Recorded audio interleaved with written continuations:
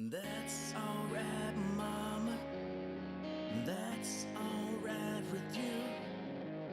That's alright, Mama. In just any way you do. That's alright. That's alright. That's alright now, Mama. Any way you do. Come on, man.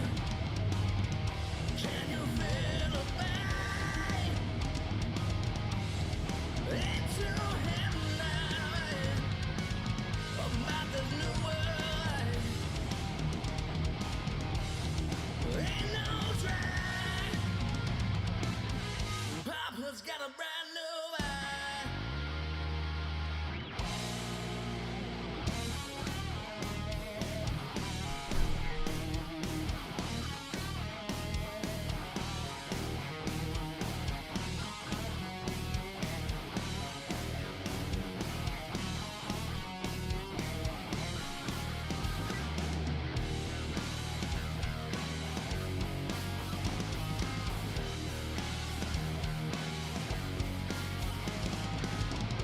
Purple haze in my brain.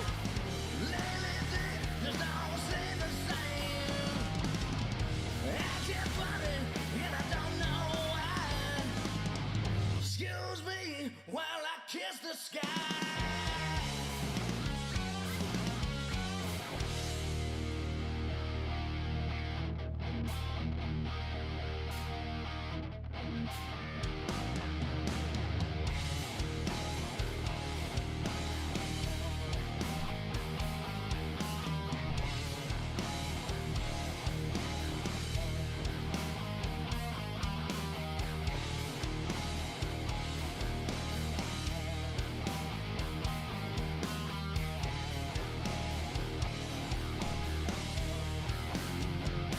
And we're down near the lady. Cry 'cause the story's sad. 'Cause the Rocky Mountain way is better than the way we had.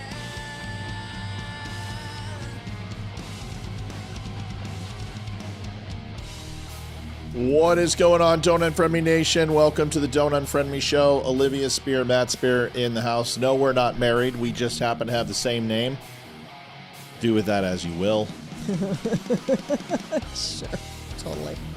It is Sherpa and Jacket Friday. Wearing the exact same jacket that everyone has a chance to win. We already gave one away last month and was extremely popular. You donate $25 and you're immediately entered to win. One entry per person, one winner. If you already won, you can't win again. But you will be entered into the year-long contest, which we're giving away a big prize at the end of the year. I don't know what it's going to be, but everyone will be entered in that. So it's a double whammy. See you in 3 minutes. We'll talk about it.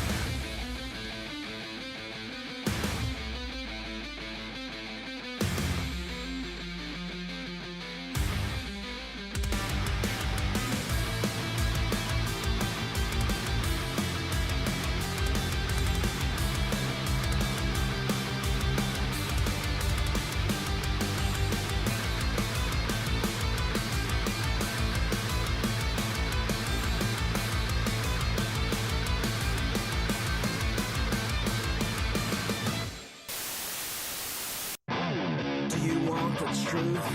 Are you tired of being so confused? You feel like you're more fucked up than the lies on the evening news. Well, just step right in. We can talk about it all as friends. And if you want, we can hug and kiss and make up for the party ends. Agree or disagree, stop offering me. 'Cause I'm everything you want. Damn, so what you need. I won't tell no lies. Back up on the facts with truth. And if you can't get down with that, you must be somebody's stuff.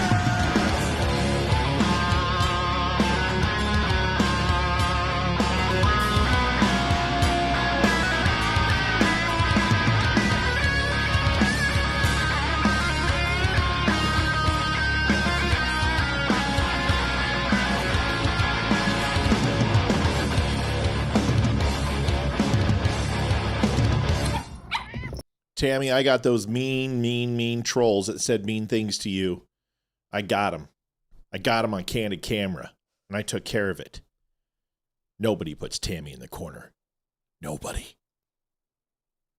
Hello, everyone. Good morning. Brandon from Still Point.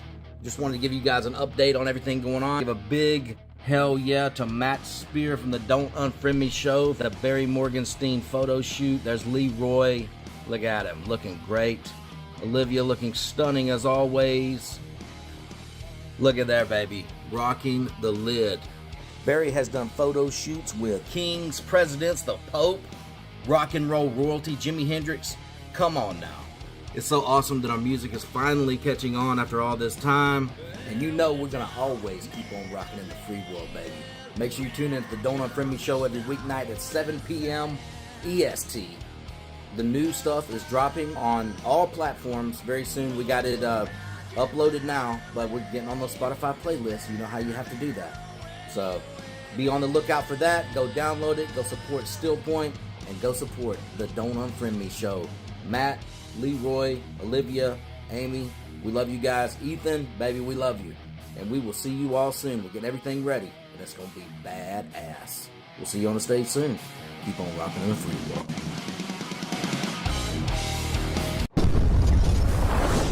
Adjusting transmitter output. This is the Don't Unfriend Me show with your hosts, Matt, Leroy, Amy, and Olivia. Geopolitics, military analysis, and election coverage. Coming to you live on all major social media channels at The Dumb Show. Honest, direct, unfiltered. We can agree, we can disagree. Just don't unfriend me. So tonight you might hear a little bit of a lisp from me. And the reason why is I have a new prosthetic tooth that, if you guys didn't know when I smiled, this tooth, if you remember, I had to have surgery, I don't know, a couple years back, and it was pretty bad, and they had to go in, and it was a tough surgery. So they were going to put an implant, but that's when I stopped working at Valor, lost insurance, and we're just like, screw it. You know what? I'll just deal without it. And we got our insurance so far, and which is great. We need it. And thank God we got locked in before the premiums kicked in. And I got a flipper for my tooth, and it's a little thing that snaps into place. And it doesn't go up into your palate. It just snaps around the other teeth. It's really cool. And it's amazing what they can do. And my tongue doesn't stick like it's supposed to. So it kind of slides on that little tiny left side. So I don't know. I'm getting used to it. I've had it in most of the day, but you can hear it, right? I always have a little bit of S because I have fake teeth all in the front and down below, and it makes a little bit of a difference. But it is what it is. We'll get used to it. Hi, honey. Hi, dear. It's Friday. We got a lot going on, folks. It is absolutely 100%. It is Jacket and Sherpa Friday. We're kind of excited about it. So the promo is pretty simple. $25 donation, enter to win. We're going to reset the promo. You can get the Sherpa blanket, which is, that thing is ridiculously good. And then also the Don't Unfriend Me jacket, which I'm wearing right now. Can be all yours for the low price of $25. One entry per person. We'll do the drawing on Monday. And all entries get you into an end of year drawing as well, which is kind of a cool thing. Which allows you to win, maybe not tonight, but you could win at the end of the year. And I don't know what that's going to be. Maybe it's a special something that we design, or I don't know. It'll be something cool. Maybe a package or something. You know, maybe we take T.S. Dixon and Barry Morgenstein and PFC flags and kind of get everybody together. Maybe Tonto can get some of his vodka and see what we can come up with. Maybe a really cool gift bag or something like that. Or we'll just sell Olivia. I've been doing that for years, and it seems to pays the bills. Yeah. So there it is. Set the goal. Yeah. I had to play the video first, and it overtakes it. So $25 gets you in. That's simple. All you got to do is enter Olivia. Uh-oh. Go do it again, Liv. You got to check it after you do it. It doesn't. I don't know how to check. Yeah, you just go back into it, make sure it's there. That's it. It's not the jar. Yeah, I know. I realize. Folks, we're going to be waiting on Olivia here. I'm on cold medicine. I'm loopy. No, say recycle.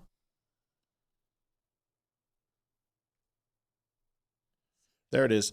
All There right. it is, And then, sorry. so last person to donate was Chuck Peterson. Thank you, Chuck, so much. And we'll get these donations in. Remember, $25 gets you in, and it'll get you a chance to win this beautiful Columbia MSRP. It's like $120. We sell it for like, I think $199, something like that. We already had one winner, which was Isaac, and he shared his picture, which we shared with you guys, and there it is. Also, how do you donate? That's really the good question, is how do you enter this? And that probably would help if we tell you. Go to thedumbshow.com/donate. You can use PayPal, Apple Pay, your credit card, your debit card. Doesn't matter, anything you want, Venmo, whatever it is, and you can go ahead and get yourself into the drawing to win a jacket. It was really cool last time, and Isaac was pretty stoked. Go ahead. Super chats count, correct? No. Okay. No, they take too much. Ugh. Yeah, honestly, Super Chat really, YouTube takes a ton of money, but that's okay. Yeah, just we want to try to do it through the, like, we would love if donations could go through thedumbshow.com/donate, because YouTube takes like 40%. So they really hit us hard. So if you can, PayPal, Venmo, that's the best choice, and it takes everything. And if you don't have that, then keep doing YouTube. It's fine. I'm not going to complain. Whatever. You know what? Put it through. We don't care. Okay. So that's how you can do it. And honestly, I think YouTube doesn't take that much now. They did when we first started, but now that we're monetized, like, they don't take nearly as much. Just go ahead and do it, y'all. Who cares? You know, we're in good moods. Everything's going right. All right. So that's the super chat.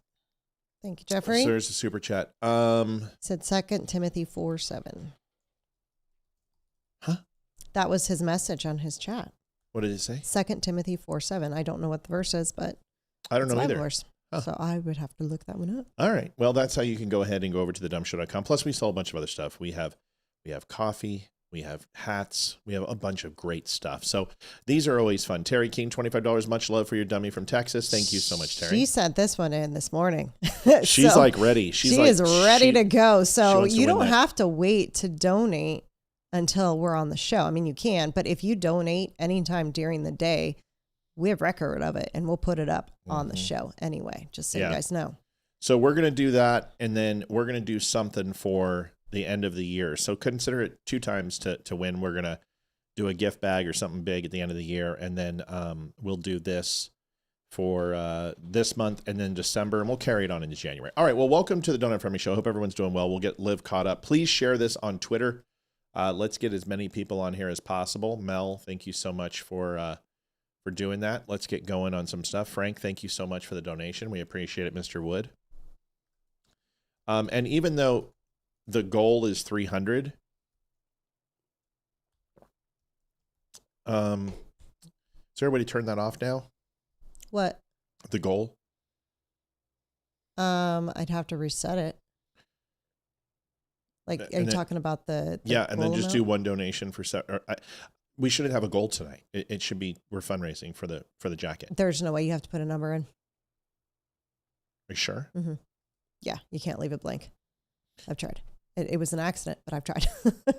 So what if I just do this? Hold on. Bobby, thank you. Let's get the party started. Love you all. Thank you so much. We love you too. Here, I'm just going to There you go. do that. That works. Okay? That works. All right. And we'll push it like there. All right, we'll just do it like that. That's not quite right, but maybe if I do it like, I don't know. It's confusing me. I'm just going to leave it. Everybody, ignore the show goal. Can't even talk. Oh, I know what I'm going to do. Liv, call it out, baby. I'm busy. Tamar Bush, thank you very much. Sorry for that. I know what I'm going to do. Watch this. We're going to do that. And we're going to go to here. This is why they pay me the big bucks, Olivia Spear. Why? I'm going to show you. And hit none. And come over here. And do that. And then shrink that sucker. And then come over here. Look, it just disappeared. Magic. Magic. Yeah, Magic. All right. We are ready to cook. Let's go. Everyone's getting their donations. And remember, one last time, just so everyone knows, the promo tonight. Hang on. Loretta Lewis says, baby, it's cold outside. You and our daughter are kindred spirits because she thinks it's Christmas already. So Loretta says, baby, it's cold outside? Yes. Are you making some sort of subtle innuendo here? I think she wants the jacket. It's kind of funny that she put the date rape song in there, though. It's not the date rape song. It isn't the date rape song. It is not. Rumble freezes up on me, so hello. Yeah, listen, we can't grow on Rumble. I'm going to make a phone call to the powers that be over there, and we may stop streaming to Rumble if this keeps up. It won't grow. I'm done. Like if they're not going to help us, then what's the point? I mean, we just they don't help us at all.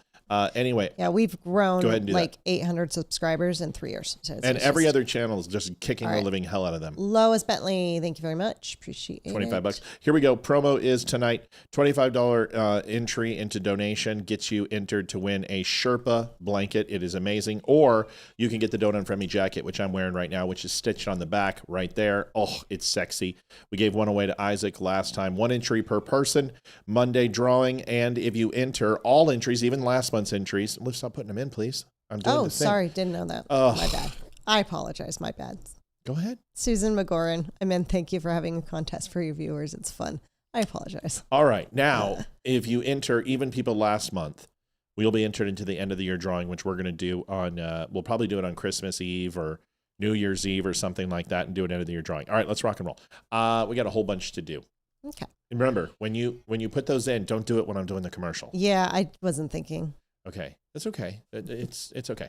All right. So everyone has been kind of following along how we have been following this Ben Shapiro, this Megyn Kelly, Tucker Carlson, Nick Fuentes, Charlie Kirk, this giant, it's a soap opera.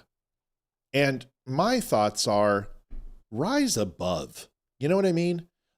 There's times where you have to defend yourself in this business. I mean, there's no doubt.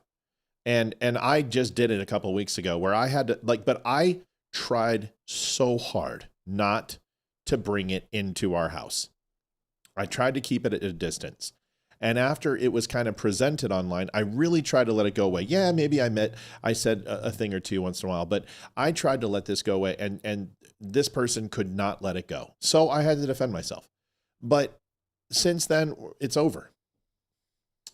Yes, I know Santa Isaac passed away. That sucks too, because he left and that was weird. His account got hacked and then he never came back, and that's horrible that he died. So I miss him. He was a goofball, but he was. It was fun calling in every once in a while. Loving human being. Really was. So this whole thing, if you guys remember, I showed you Tucker last night with Megyn, and Tucker kind of told people to basically F off. And if you don't like that I'm bringing Nick Fuentes on, I don't give a blankety blank so much. And he didn't say that, but that's paraphrasing. So Megyn Kelly had Ben Shapiro on today. Now, there's 2 parts to this interview. One is I absolutely agree with every single thing that Ben says. And Megyn is extremely defensive. And then Ben Shapiro gets extremely defensive. And I'll be honest with you, Megan's kind of ticking me off a little bit. Really? Well, yeah, I said it last night. She's my second wife, and I love her forever, internally. But, I'm sorry, eternally. Sorry. Internally. And well, what's on your mind?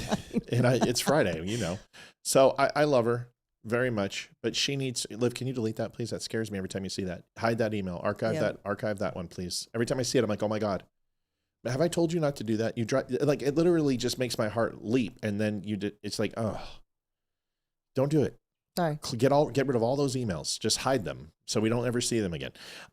So that was it. So I'm not a big fan of what she did, and we're gonna watch this, and it's 11 minutes, and it's worth it because I think she has this attitude of I have a responsibility. And I don't care if I have 1 viewer or if I have 10,000 viewers. And guess what? I'm never going to go mainstream. I never will. I'm too old. I don't have the connections. I don't have the tolerance, the patience. But I will do just fine where I'm at. And we will continue to do this and grow. And maybe one day we'll get to where we're at. We're drinking milk. But Megyn Kelly has a responsibility. And I hate when people who are sports stars, they go, I don't want to be anyone's hero. Well, you are. And Megyn Kelly goes, well, it's none of my business. It's like, wait a second.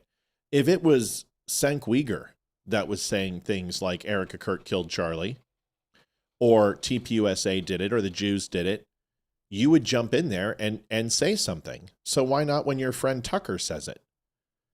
And then she uses the excuses, oh, well, I don't even know Candace that well. Well, then rail her.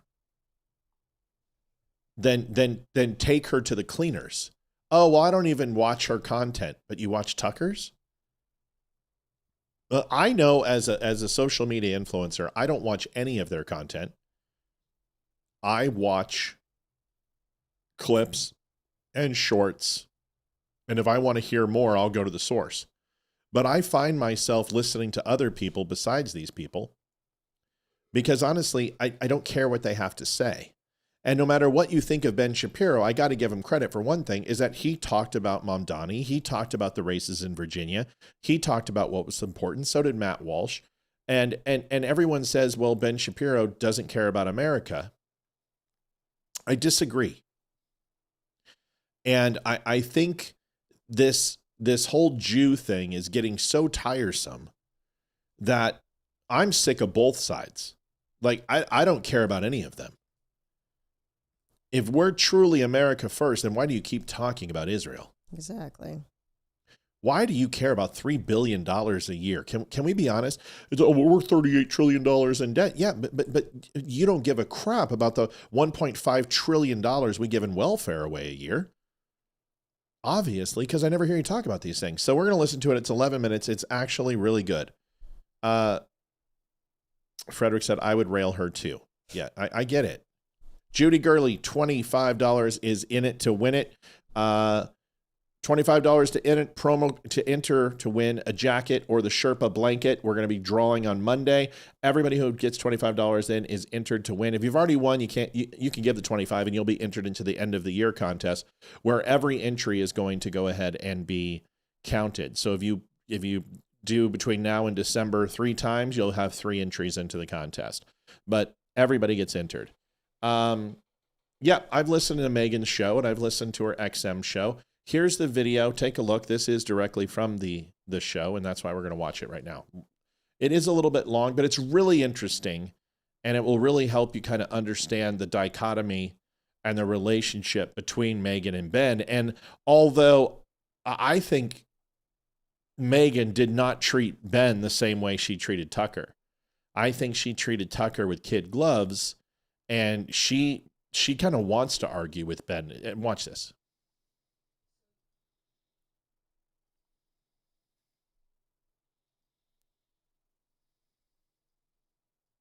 You and I have talked about Nick Fuentes many times over the years and our many appearances together. And that's how I knew about him, because he was saying absolutely terrible things about you.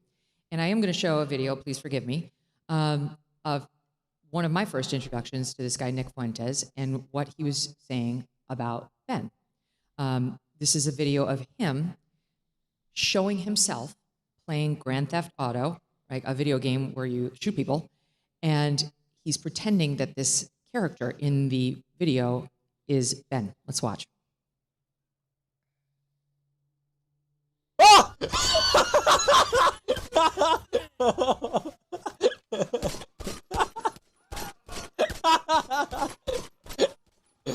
Oh, that's funny.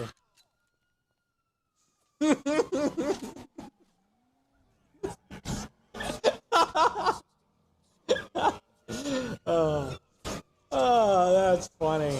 Yeah, that makes me laugh and laugh. That's a funny one.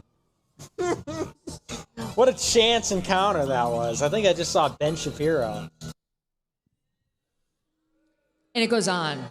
It goes on. I mean, I would hate for people to believe that the Nick Fuentes sort of, my problems with Nick Fuentes are about me, because they really are not. They are about the fact that Nick Fuentes is a truly horrifying person who believes truly horrifying things.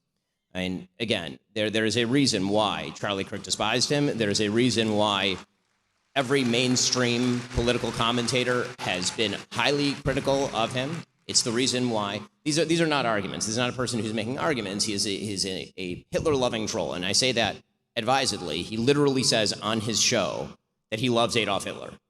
Okay, so the reason this has come up in recent weeks is because Tucker, your guest last night, decided to have him on last week and to completely gloss him, in my opinion. And you can make up your own opinion as to what you think Tucker was doing during that interview, but I know what it looks like when Tucker Carlson decides. When Ben says gloss, I think he meant glaze, but I don't think Ben would say glaze because that's not Ben. Listen, I could be Myron, I could be Tucker, or not Tucker, but Nick Fuentes. It's really easy to buy $40 and buy yourself 10,000 bots to boost your video. It's not hard. You know, and this is what happens. Nick Fuentes goes in, he schedules his video, he calls a company goes ahead and times their bots and their phones with his post. He posts, and 1 minute after it's up, he gets 20,000 likes, and then boom, it's in the algorithm. That's not hard. And then you pay people to go ahead and cut your clips. You tell your little organizers, you tell your little peons, and it's not Nick that does it. It's Beardson and all his little other, bitch slaves that go around and they all clip his stuff and share it. And that's why everything you see on X is literally Nick Fuentes everywhere. If you engage with one of his videos, the algorithm will put 10 more in its place, and you will just be inundated with Nick Fuentes, and it makes him look bigger than he actually is. Anyone can do it. This is marketing. And the one thing I do not do is pay for my traffic. Now, I'll boost a post, or I'll go ahead and do advertising for the show, but that draws people in to click on the show, and then they have to like it if they like it, and don't if they don't. This right here on this number, I don't know if you've noticed, this is all organic. In fact, I'm not even running ads right now, and you can go on my page and check. This is organic growth. And what I've learned is with bots is that you have to continue to pay with bots. But when you have Nick Fuentes who's making $10,000 a show because everyone's just throwing money at him so they can say stupid stuff at him and then he can yell at him, this is what happens.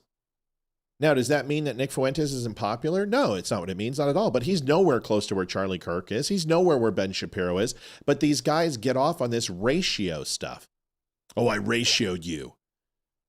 But that doesn't mean you won the argument. It means you have a bunch of little bots that jump on and like your stuff and are paid to like your stuff, which it's not even people. It's just phones. It's thousands of phones just botting everybody's stuff. So that's it. So why should Ben Shapiro entertain him? Nick Fuentes will never come here. He'll never come here. Well, then why should Ben ever entertain Nick Fuentes? Ben Shapiro is a multimillionaire. He has worth $100 million. He's got his own company. He built it from the ground up. Why should he entertain Nick Fuentes? Here's the rest. To be an aggressive interviewer when he decides to ask difficult questions of people. Tucker is eminently capable of doing that. He did it to Ted Cruz quite thoroughly. But he decided for any number of reasons, and I try not to attribute motivations to people, that he was going to treat Fuentes with kid gloves, that he was going to not ask him about any of the things that I've just mentioned, literally any of them, and to essentially normalize Fuentes, act as a sort of gateway drug or as and what I've called Tucker is an ideological launderer of bad ideas over the last couple of years. And this is not coming from a... So that's fair. I agree. Tucker, the last 2 years, has a litany of ideas that are completely off the mark. He's curtailed to the anti-Ukrainian, pro-Russian movement people. We know that his money is coming from Qatar. We know this. We have open investors who are from the Qatarian government and from marketing PR campaigns from the Qatarian government who he's taken money from. And they've stood up and said they've funded Tucker Carlson. We know this. This is why he's railing against Jews. And of course, Tucker Carlson today goes, I just want this conversation about Jews to stop. I don't even bring it up. It's just everywhere. I want it to end. And you're like, dude, do you think we don't watch your show? Bro, it's all you talk about, man. Like, I thought you were converting. That's how much you talk about Jews. I thought you were remoting from a synagogue.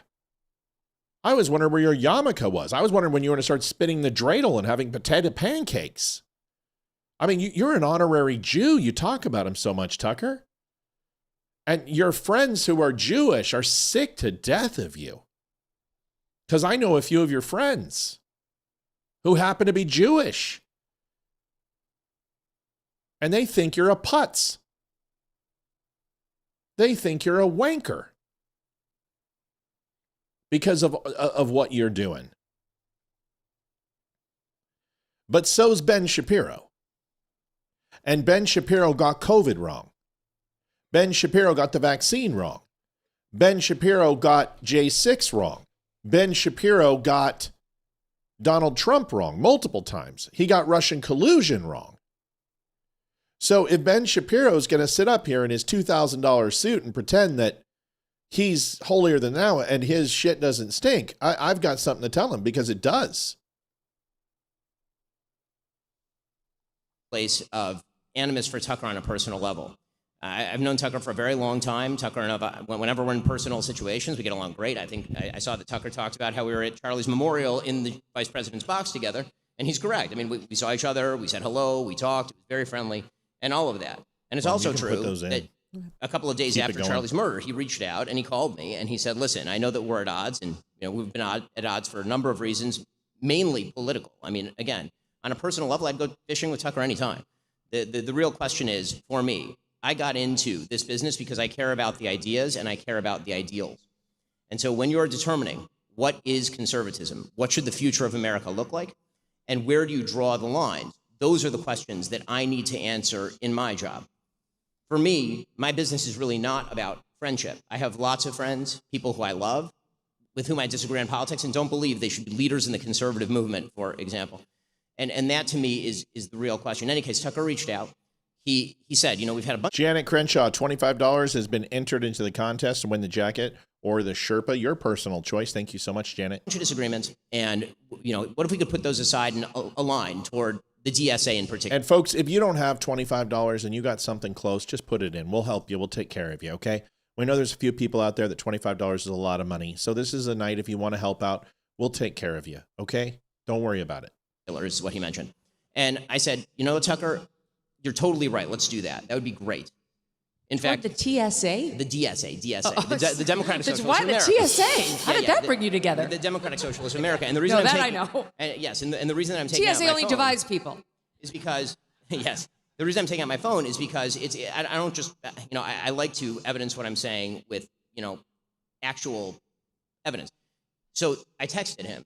And the text exchange was very nice. I mean, here's what the actual text exchange went like after the call. So I texted him. I said, thanks so much for calling. It means the world. It truly does.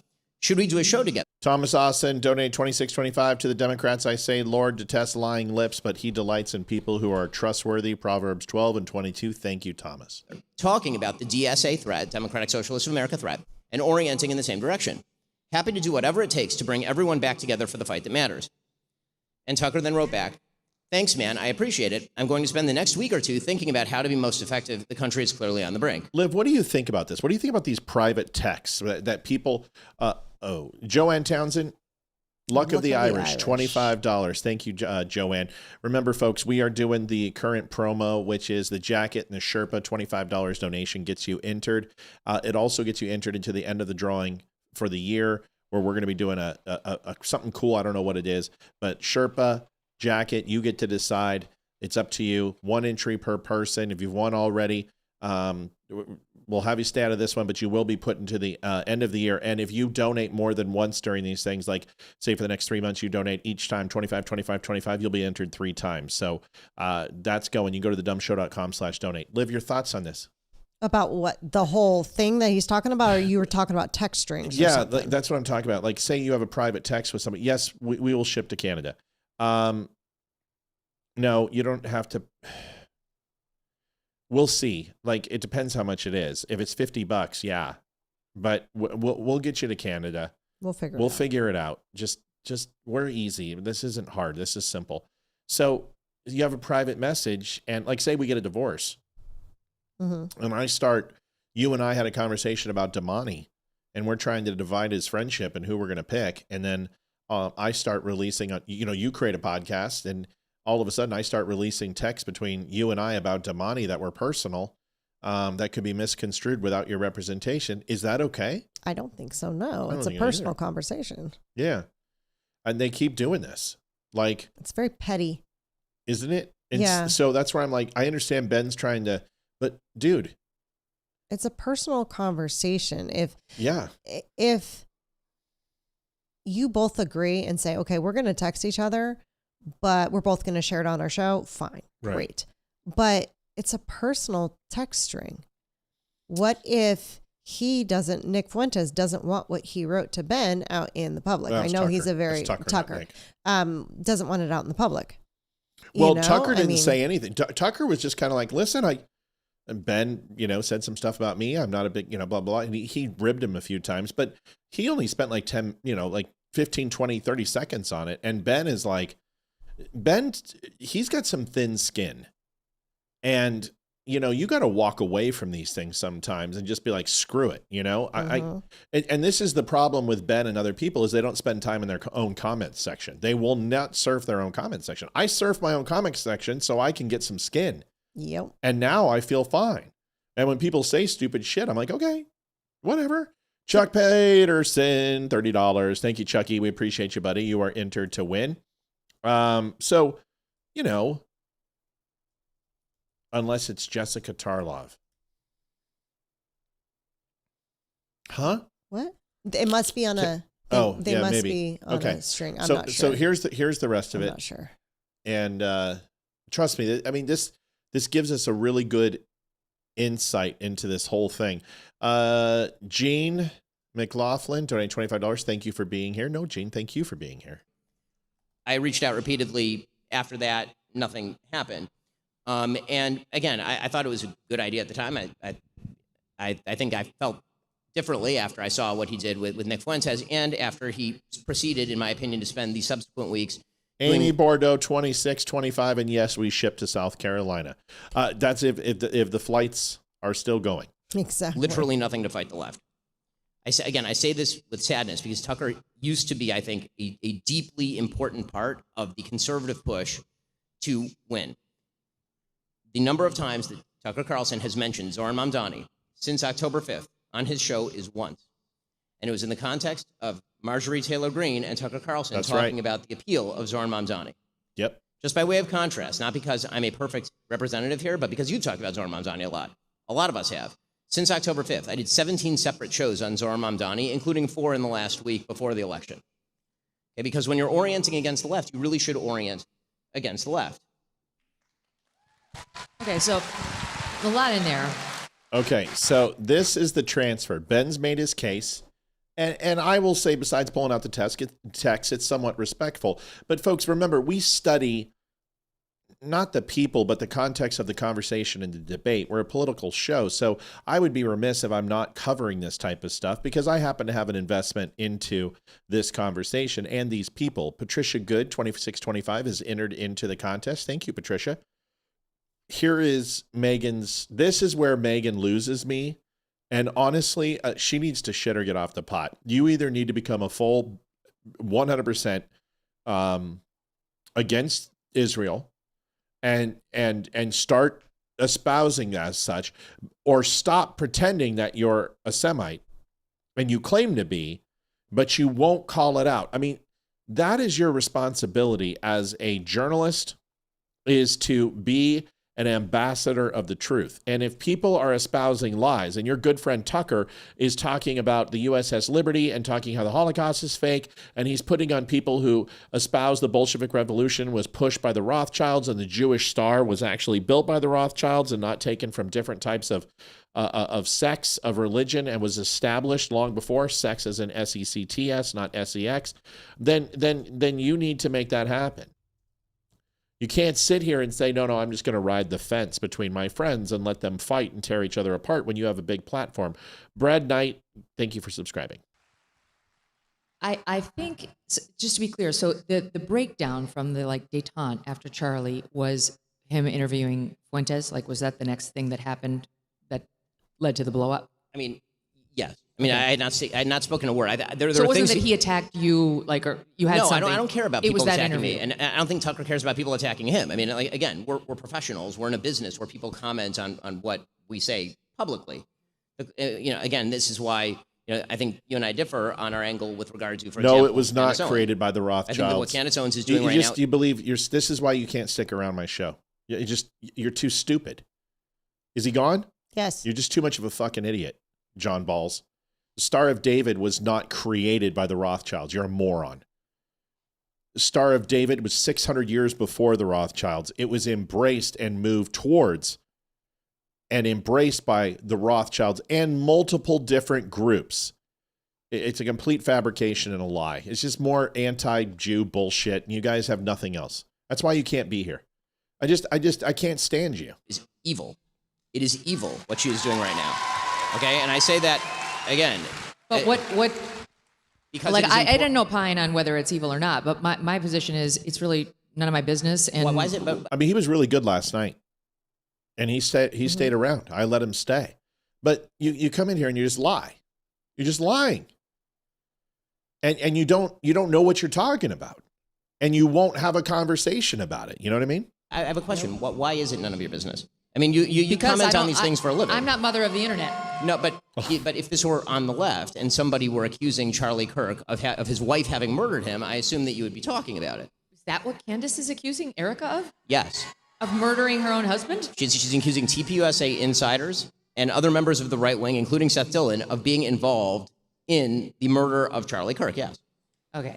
Like I said, I don't take in that content, which is an honest statement. I don't have time to watch Candace's show. I believe you. But the point that I'm making is that what I understand friendship Candace should not, in our doing. business, I think it's important. Listen, Candace friendship and I are should not friends. trump. We don't even know each other. I understand, but even with Tucker, friendship. See, this is the problem. Is you are friends with Ben Shapiro, you are friends with Tucker Carlson, and you're sitting here and saying that you have to be diametrically neutral to both and all sides. You know Ben intimately, you know Tucker intimately, you don't know Candace at all. But Candace is the one that honestly is driving the wedge between these two. And for you to sit here and say, well, I'm not the internet's mother. Well, then get off the internet. Yep. You know what? That's like saying you're at a playground and you're a daycare nanny at a playground and you've got 10 kids. And another kid comes in and starts beating the hell out of one of your kids. And you're like, well, that's not my kid. I'm not the world's nanny. You have an outside influence that's entering your orbit and you're not addressing it. That's a very good analogy. Thank you, baby. I appreciate that. Much better than the roulette wheel. Okay, you know what, Olivia? You and the roulette wheel. We're not going to love that one. No, we're not. Go ahead and throw that one in. Keep them coming, Liv. Okay. Like this is a fundraiser night. So yep, that's awesome. Keep them coming. Pound them in. I don't care if we're playing a video. Folks, you might wonder why the donations are so hot and heavy. CJ Jenkins donated $26.25 is entered to win. Is because we have a once a month thing we're doing. You can actually win the Sherpa and the jacket. The promo looks like this. If you donate $25 by going to thedumbshow.com/donate, you enter yourself to win a Dumb Nation jacket from Columbia or a Sherpa blanket. And these blankets are ridiculously amazing. Jacket is also amazing. $25 gets you in for a donation. We go ahead and put that all together. One entry per person. We're going to draw on Monday night. And then all entries are going to be put in the end of the year drawing. We're going to have a nice big bag. It's probably going to be pretty big because this is going to take 4 months of these things. And we're going to create a swag bag for maybe first, second, third place, something like that. I don't know. I haven't decided yet, but we are going to do it. We're going to make it big. Hope you can enjoy that and join. And if you don't have 25, you have 20, or if you have 15, we'll figure it out. Do what you can. Any way you can help, we would appreciate it. Here we go. Should not trump our manifest requirement to speak out when people do and say things that are both detrimental Kimberly to conservatism. Jergemeyer, donate $25 if you don't mind. I'd like to enter my son's name for the contest. Kimberly, that's fine. I'm sure we have it, but just make sure we send it over. Email his name to me, Olivia@thedumbshow.com, so I can, because I'm the one who makes the list. So perfect. Morally wrong. Okay, so I don't totally disagree, but I think the way of handling that at least for me, is much different. So I saw things go south between you and Tucker, at least from my vantage point, when you disagreed on Israel. That was obvious. And Well- he was, well, let me just make my point. Sure. And so he was See, saying this is things where that Ben were critical of turns. Israel. Ben now turns. Ben feels defensive, and he won't let Megan finish. This frustrates me. There has to be a mutual respect. Deirdre Daly, happy Sherpa Friday, $25. You are entered to win. Thank you. And our policy towards Israel. And then you did one show where you did what I thought you should have done if you disagreed with him, which clearly you did, which is say what you believe and what you think is factual and like educate your audience on what you think are the real facts and give them the evidence for it. But you named him and it felt like an attack. And that Mel Lowe donate 103.48. Oh my gosh, one for me, one for Elizabeth. You've got it. Elizabeth is taken care of, and you are Mel as well. And that also gives us two more we want to do. So if anyone wants to go ahead and try to donate, or even can't donate even $1, just let us know. We got your back. to me was the beginning of the end, where he was like, now it's on, because he felt personally attacked by you, as opposed to just challenging his idea. I think you named him and you kind of diminished him. And, you know, he's an 800-pound gorilla, and if you mess with a gorilla, he's going to fight. And to me, that's where it started to go south. And because I remember that day being like, oh, shit. Well, I don't want to see this. But here's the thing. I would urge everybody to go back and listen to the show that you're referring to, where I criticized Tucker's ideas, not Tucker as a person. Tucker then responded by claiming that I do not love America. That is a direct quote. That I do not love America because I was spending too much time covering the October 7th attacks, and then proceeded in January to then... See, this is where Ben gets a bad deal. And a lot of this beginning of the show is going to be about this. And then we're going to move into, Olivia's got a ton of topics tonight too. But it's important to me to cover this because I want to represent all parties, because I happen to like all parties, or have liked all parties at one time or another. Like Ben Shapiro, I disagree with Ben a lot, but I like Ben a lot. Megan, I am starting to disagree with her more, but it's really hard to, because look at that. Candace Owens also was a looker, but I look at her and I want to throw up. I can't stand her now. And Tucker Carlson, I disagree with him more often than not, but I still like Tucker, right? So I feel like I have a dog in this fight. But Ben has said many times that Israel needs to remove itself from American influence and stop taking money from America. He has said that multiple times. AIPAC is not an Israeli based company. They do not need to go ahead and register with FARA. They are a U.S.-based company, just like Planned Parenthood or the NRA or Department of or Energy and Mercantile or any of the other political action committees out there. And they already do register, but it's U.S. registry that they register with. So Ben has been outspoken against American influence in Israel, not because he worries about America making those investments. He feels Israel needs to stand on its own. And he stopped dragging America into things. He's openly said this many times. Say that I wanted his children to die in a foreign war. Okay, so But those are different. That's a rhetorical. No, it is point. not. I'm sorry, it's not. An attack on motivation is a very different thing from an attack on an idea. His point was that you were sounding like a neocon, and he's upset with anybody who wants us to get too involved in Israel's conflict because he feels it endangers American children. Okay, the idea that, number one, the idea that I want the United States to be directly involved in Israel's conflict is not true. No, I know that, Ben. I've been urging Israel to get off of American aid for literally as long as I have been active in politics. But I'm making clear what his point was. But but my point is that that's not his point. And again, none of this. So we disagree.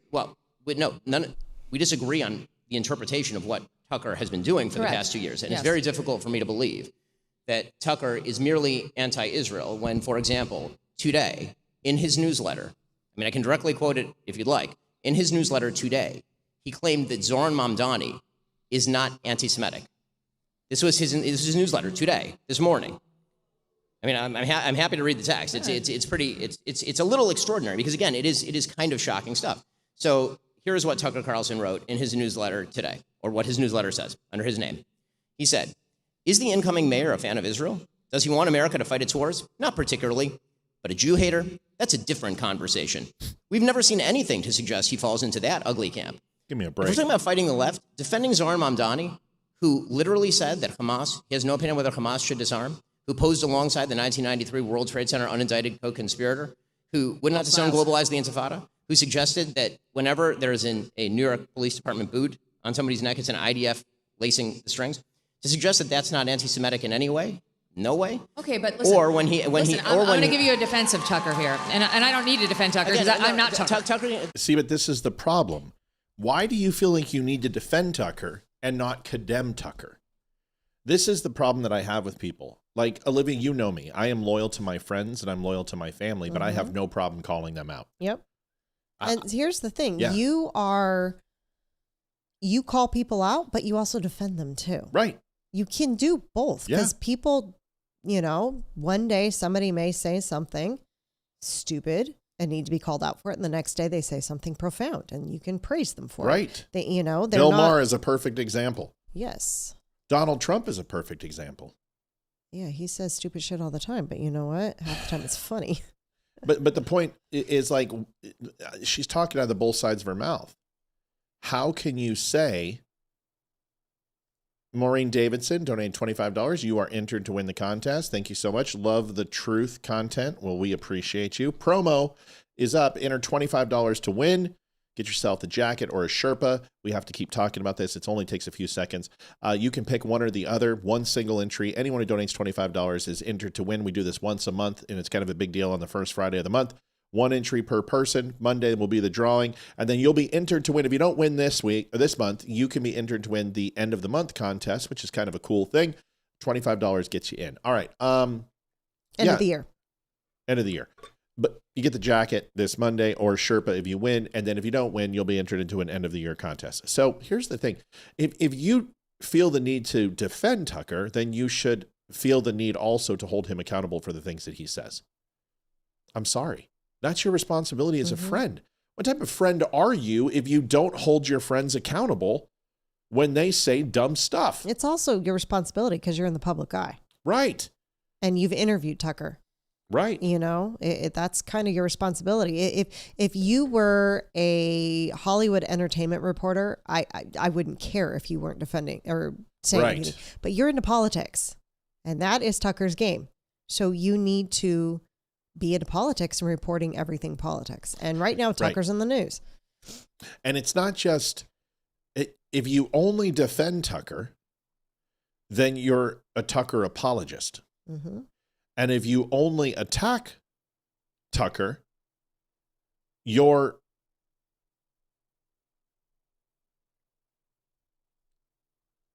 pontificating aspersion against him or vehemently opposed to him.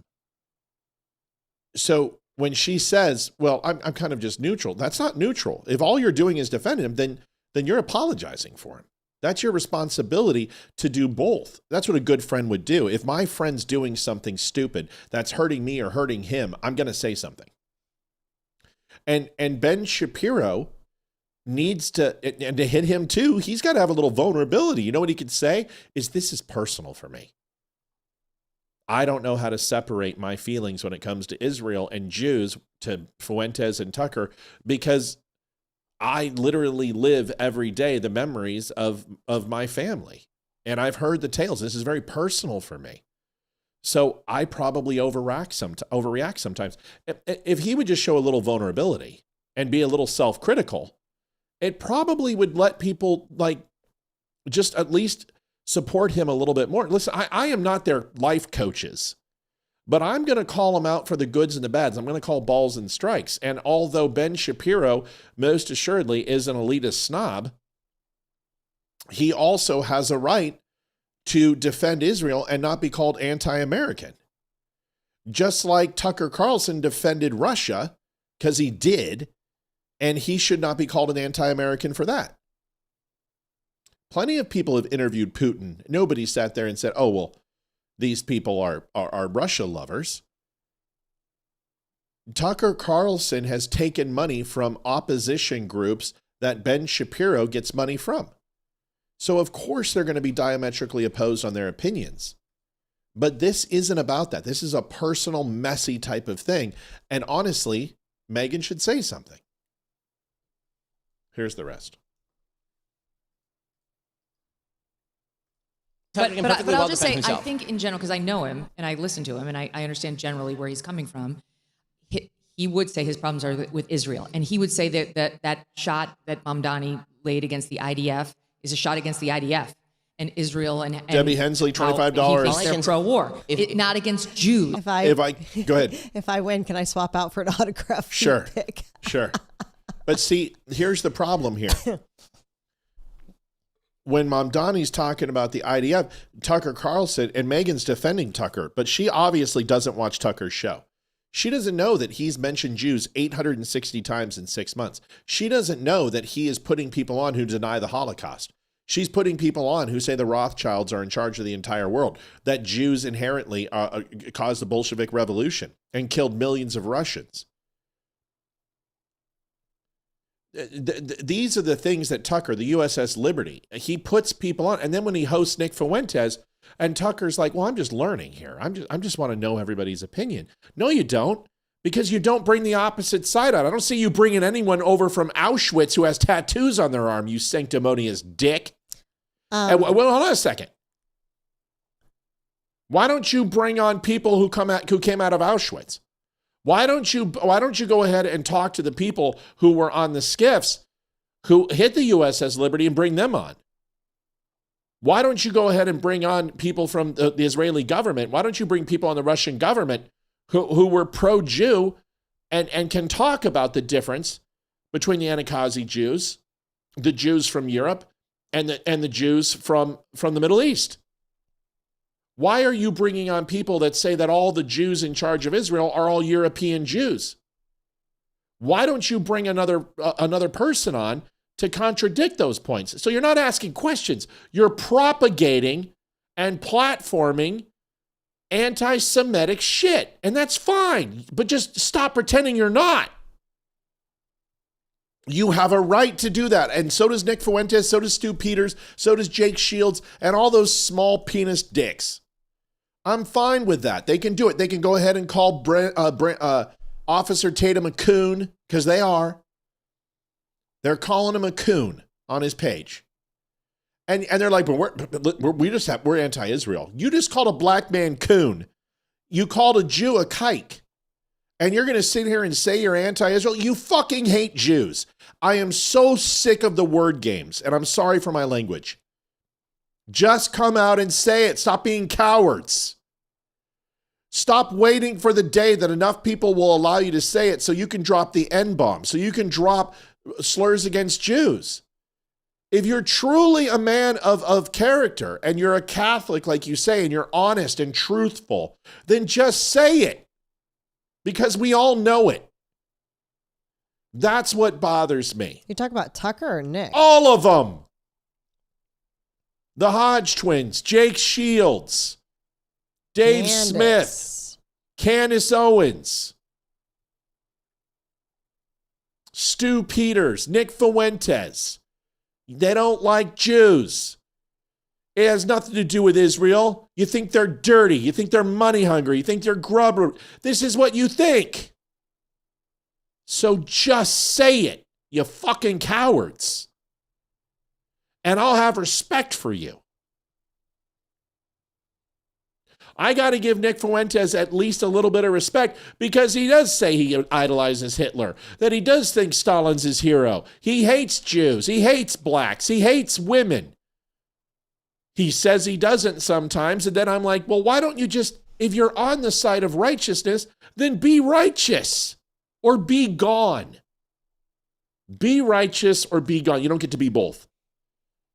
I can say with no equivocation, I despise white nationalists. I think the Aryan Nation are a bunch of frickin' hoodlum douche plows that remind me of the Crips and the Bloods. They are worthless to society. Prison gangs, white nationalists, Ku Klux Klan, Aryan Brotherhood, all of them are trash. Garbage. Black Panthers, garbage. Antifa, garbage. I got no problem saying that. Why? Because I'm on the right side of history. Why do you have a problem saying you hate Jews? Because you know you do, and you can't justify it. So you creep it, and you talk in code, and the dog whistles, all the shit they say about Trump, it's you. You're those people. How do I know this? Because Officer Tatum just has a conversation with people. He doesn't sit there and scream and cuss at you, and he doesn't light you up, and he doesn't destroy your reputation. He just disagrees with you. And you call him a coon, and you call him a nigger. You don't like those words, but you use them.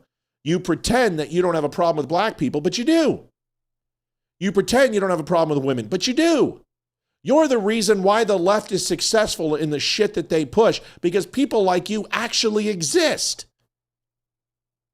And the left would completely deteriorate and lose its power. But Nick Fuentes, Stu Peters, Jake Shields, your Hodge twins, Candace, you give the left power. You fulfill the made-up BS that they say. You make us all look bad. I'm sick of it. Have an opinion. Dislike Israel. But stop sitting here when you platform Holocaust deniers, when you platform Marjorie Taylor Greene, who says the Rothschilds create Jewish space lasers. She didn't say Jewish space lasers. Solar laser arrays from space started the Lahaina fires, and it was the Rothschilds that do it. You can talk and code all you want. That is absolutely you saying Jewish space lasers. And when Candace Owens says TPUSA and everyone Charlie knew betrayed him, she's laying it at the feet of Erica Kirk. She can talk in all codes she wants, legalese, but everybody knows what she's saying. And we have to sit here and pretend, oh no, she's just asking questions. I'm just asking questions. Why can't I ask questions? Because they're not questions. They're guised statements that are cloaked in absolute nothing except you grifting to get more clicks. This is why we keep talking about it. Sorry, honey. I'm mad. I really had no idea. I'm going to finish the rest. 40 seconds left. Okay. And I think all I can say is wait, when Tucker let me just say Carlson this. finds Let me himself say in this, complete alignment with Zoran Mamdani, it is think- very difficult for me to believe that he does not agree I with think Zoran Tucker Mamdani. is in a place right now of the same place that Charlie was getting to toward the end of his life, the same place that some people had tried to drive me, which is you're under withering, nonstop accusations of being something you know you're not. Well- but from some people who you love and who you've been protecting, at least in my case and Charlie's case, for 2 years, who you've been completely defensive of. And Charlie and Savetla, you're absolutely right. Megyn Kelly interviewed Putin before Tucker. Looks like no one knows. It's that no one cares. You know, and I don't have a problem that Tucker interviewed Putin. I don't care that Tucker went over there, and honestly, Putin rolled him. I don't care that he went into a grocery store. I don't care. People can disseminate that information how they please. But when you go up there and go, what? I'm just asking questions. What? This guy over here wants to go ahead and murder Ukrainians. And I'm going to be like, he's such a nice guy. Look at the grocery stores. Look how fantastic they are. Oh my God, they have food. Bread. Can you believe that there's bread in this Russian grocery store? There's bread here. I've never seen bread in my life. And you're like, dude, are you kidding me? I'm surprised you didn't go to a park and look at a swing and go, they've got a teeter-totter ride. Russia. It's fantastic. They don't have apple pie. It's rhubarb, but it's close enough. The America dreams in Russia, but we all know it's not true. So it's not that he does the reporting. It's not that he does interview Putin. It's that he apologizes for Putin. He had plenty of opportunity to question Putin. He didn't do it. He went over to their turf and gave a softball interview to Fuentes, gave a softball interview to Putin, gave the softball interview to everybody, because all he wants to do is get people to espouse the things he agrees with without saying it himself. I told you this shit 3 years ago about Tucker Carlson, that he planted all the people that he would talk to. And of the people he liked, he would agree with them and it'd be the best interview in the world. But he hired that chick, the Sherpa. Remember her? The liberal Sherpa. And he would just literally verbally rape her to make her look as stupid as humanly possible. And that's him. It's a show. It's a game. Tucker Carlson is really, really good at applying whatever he thinks to anyone sitting before him with degradation, with maniacal laughter. I don't take him seriously. And I remember when he was on the Bad People Network. And I remember some of his views. So he can pretend that he's Mr. Conservative his whole life. That's not true. Tucker Carlson is an opportunist. Candace Owens is an opportunist. And Megyn Kelly is becoming to look the same thing. At least Ben speaks his mind. At least we know the word's out. He's in the bag with Jews. Wow. Shocker. All right. I both felt, and because we talked about this on my show, like, what's happening here? Why are they dropping charges of anti-Semitism against us when we love Jews and we're both open Semites? We're Zionists. So, in my opinion, yeah, she said she doesn't have time to watch any other podcast. Right. So if Ben's bringing up something that Tucker said on his podcast, why is she defending it if she didn't see it? Perfect. Because she watches Tucker, so she chooses what she watches and what she doesn't. Mm-hmm. And let me ask you a question. If you found out that the chicks on the right, which you don't know, but you found out that they were talking about Damani, what would you do? I'd go watch them and see what they were talking about. So would I. I don't care how much money I have. I don't care how busy I am. I'm going to do that. Exactly. So are you. Because you defend your friends. Yep. You protect your friends, and you call them out when they're wrong. That's the way it is. I remember one time. By the way, it's Damani's ban John again, please. I already did. Good. Just he shows up, ban him. Has nothing to do with feelings. It has to do with that you have no facts, and all you're here is to bash on Jews, and you're not going to do it on my channel. You're not going to do it. If you tried to ban Muslims, I'd ban you. If you tried to ban lesbians, or say horrible, degrading shit to people. Not on my channel. You're not going to do it. Carrie Ripley, 2625. Good luck. All. Create your own fucking channel. Nobody will show up. I don't want you on my network. I don't tolerate people. Like, I'll have an interview with Nick Fuentes, but you're not Nick Fuentes. You're just a putz. I have no desire to go ahead and have a bunch of just neo-Nazi douchebags on my show. I already had the Groypers. I don't need any more. Thanks. I've already put those guys to bed. The Groypers started sniffing around the show. And they said, hey, it's good to have you guys back. Beardson won't show his face on my show anymore. Whatever happened to that fat prick? Can't stand these people. Damani Felder's birthday, Liv. What did we do before the show? We called him and sang happy birthday to him. Look at that kid. She's Look at that cute adorable. kid. She's so cute. Damani looks good. She's so cute. 34 years old. Just a baby. Oh, Chicks on the Right's a great show. I love them. I love them. They're awesome. I watch them on Facebook every day. Folks, $25 gets you into the contest to win a jacket or a Sherpa. Pretty simple. We're going to talk about it between every segment. We're going to move into some other stuff now. But you can get yourself a Sherpa, Sherpa blanket, which is awesome. You can also get yourself the jacket that I'm wearing right now, which is the Dumb Nation jacket. It is awesome. It is all stitched. 1 entry per person. Monday drawing. And then all entries will also be entered to the end of the year drawing, where we're going to give away something big. I don't know what it's going to be. If each month you enter 25, 25, 25, which would be last month, this month, and then December, you'll have 3 entries. Olivia is going to keep hold of those. And then we're going to have a big drawing, and we'll tell you what you're going to win. Fair enough? Sound good? Mm-hmm. $25 gets you in. Olivia, walk me. Is this Andre the Giant? I don't know. What Maybe the his hell? mom? This is your video. No, it's not.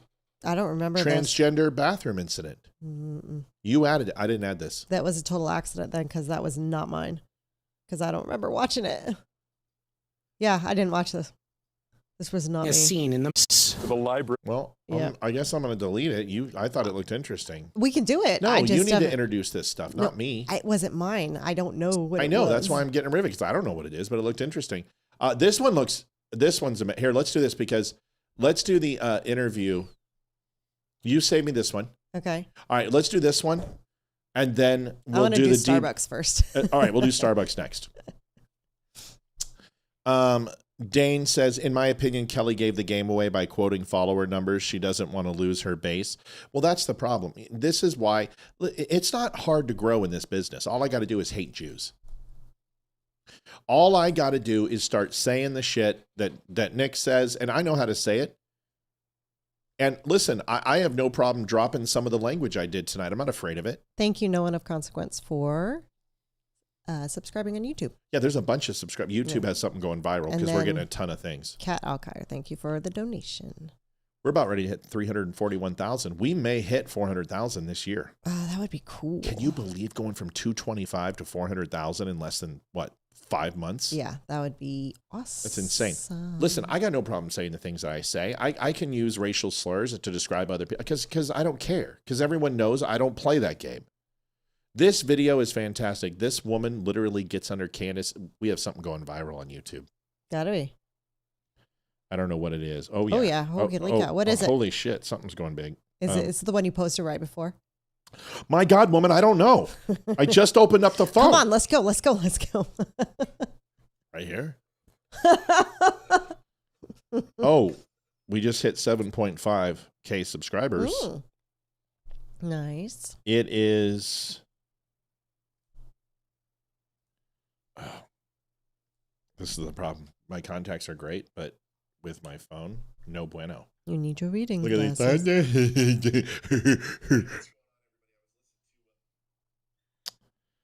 At 7,000 likes. Yeah, the history of socialism is going viral. Got it. Marjorie Taylor Greene's where she's an idiot is going kind of viral. And something else is, hey, YouTube people who are watching, let me know, how'd you find us? What video? Okay. Such a Would nerd. you like a pocket protector? They actually look pretty good. I can't see myself. Oh, my God. Can't look through those. You can't do that. Those are reading glasses for a reason. You can't do it. You're right. Exactly. You see my new tooth? Yes, I did see it. Okay. I was there when you got it. It looks pretty. It's pretty. Look at those. I've never had, my teeth have never been this nice.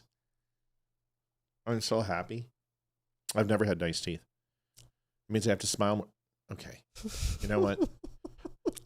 I like your purty mouth. Sorry. You got some purty mouth. I like it. I'm just happy I've got good teeth finally. I know.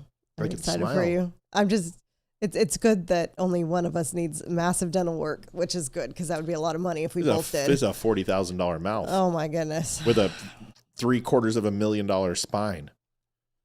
I got more surgery shit and work. Okay. This woman, when you look at her, you're going to be like, she looks like D.B. Sweeney, or what is her name? Sydney Sweeney. Sydney Sweeney with Down syndrome. Yeah, I can see it. And somebody said that. And I was like, that's so mean. She's actually crushes Candace. It's beautiful. So don't be mean. She's nice. She's smart. I'll take smart, but she does look like Sydney Sweeney a little bit with Downs. I shared that video with MGT with a guy I said was his show on Real America's Voice. I loved it so much. Jeff Croer, he thought it was great. Sandy who? Jeff Croer, who? I don't know. Get me on the show. Jeez. Dude, chicks on the right are amazing. Like if there's anybody I want to collab with, I want Domani and I to go on Chicks on the Right together. So I'm going to reach out to him. That'd be awesome. Yeah, because that would be awesome. And I'd like you on there because they're awesome. Because I'm also a chick on the right. So. Yeah. Here's this. Watch. This is gorgeous.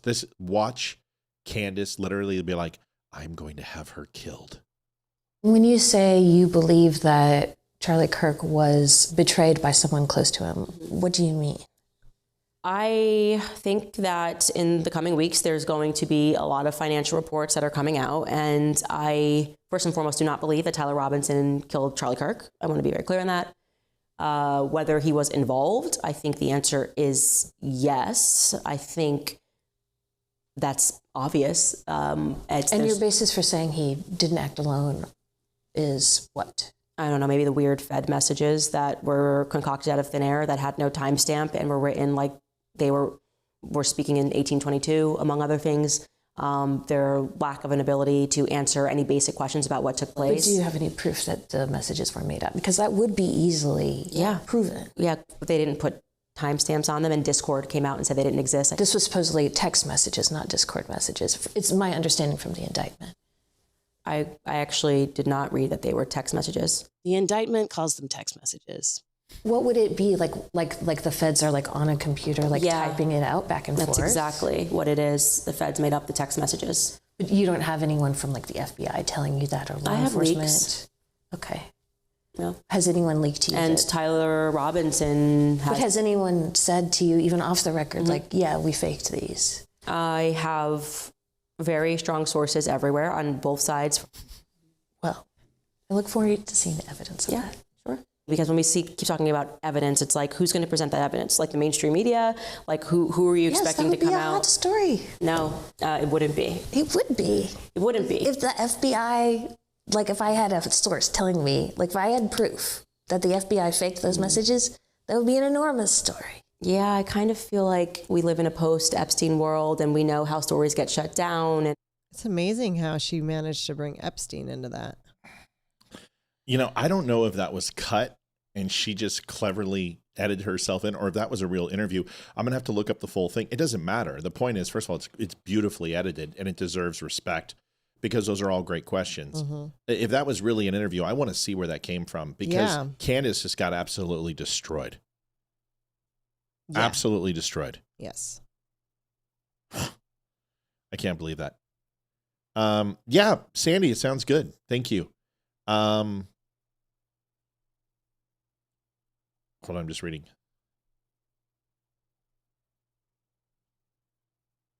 Why is Ethan's alarm going off? I don't know. When you say you believe that...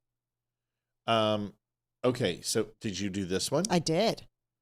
Okay, so where's the Starbucks one? I did that one and then the Starbucks one. So it was 3 that I did. This one I just right want here. to know the Starbucks one. Yes, this one is the Starbucks. Folks, if you don't know, we're at $692.23, which is really exciting. $25 donation enters you to win this lovely Don't Unfriend Me jacket or the Sherpa blanket by the Dumb Nation. This jacket is fully stitched. It's not printed. It is awesome. It is amazing, and it is warm and gorgeous. It's a shell jacket. 1 entry per person, $25. Monday will be the drawing. All entries will also be entered into the end of year drawing, where we're going to put away a nice grab bag and something really cool for these contests that we do. So $25 gets you in. If you're short, you're like, I don't have $25, I'm close, just let us know. We'll take care of it. We just want to make sure everyone has a good time in trying to do this. Please do me a favor and get entered. We still are going to keep this going until the end of the show. So if you haven't had a chance to do it, let's do it. Let's rock and roll. All right, let's go. This is the one. Set us up for this. What are we going to watch? Okay, so this lady has a complete meltdown because Starbucks canceled her favorite drink. And I watched it and I laughed out loud. It's one of the summer drinks. I don't even know. It's cranberry lemon breeze. Whatever. Yeah, they bring their summer drinks out and it's just those lemonade, whatever they are, and they're a limited time, and they bring them out every summer, just like pumpkin. It's only out for 2 months in the fall, and it's. Do people still go to Starbucks? I don't, apparently. But do you know we've had like a Starbucks birthday card for like $50 for like 10 years, and we haven't gone? I know. We should probably give it to Hayden because she likes Starbucks. Yeah. But yeah. So anyway, I couldn't help but laugh because this was really funny. All right, let's watch it. I'm interested to hear it. Here it is. Sorry for the cussing earlier. I'm just sick and tired of this stuff. Desiree Rudnick, subscribe. Thank you, Desiree. Refreshers is what Tina Savage says. Sounds good to me. Yes, refreshers. Yep. All right, here is. Is she crying? Yes. Oh, watch. Just watch.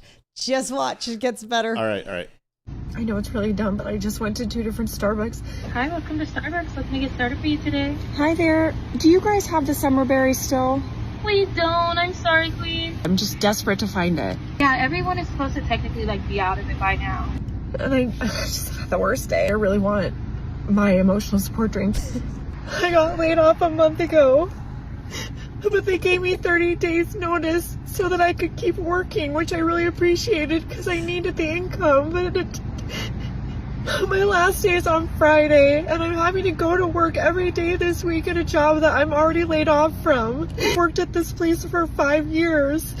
It's just a small thing, but I was just gonna comfort myself tonight. I don't drink. I'm sober, so I don't go to the bar when I don't feel good. I go to Starbucks. And it just feels like we should get some warning when something's going to be disappearing, because some of us depend on it.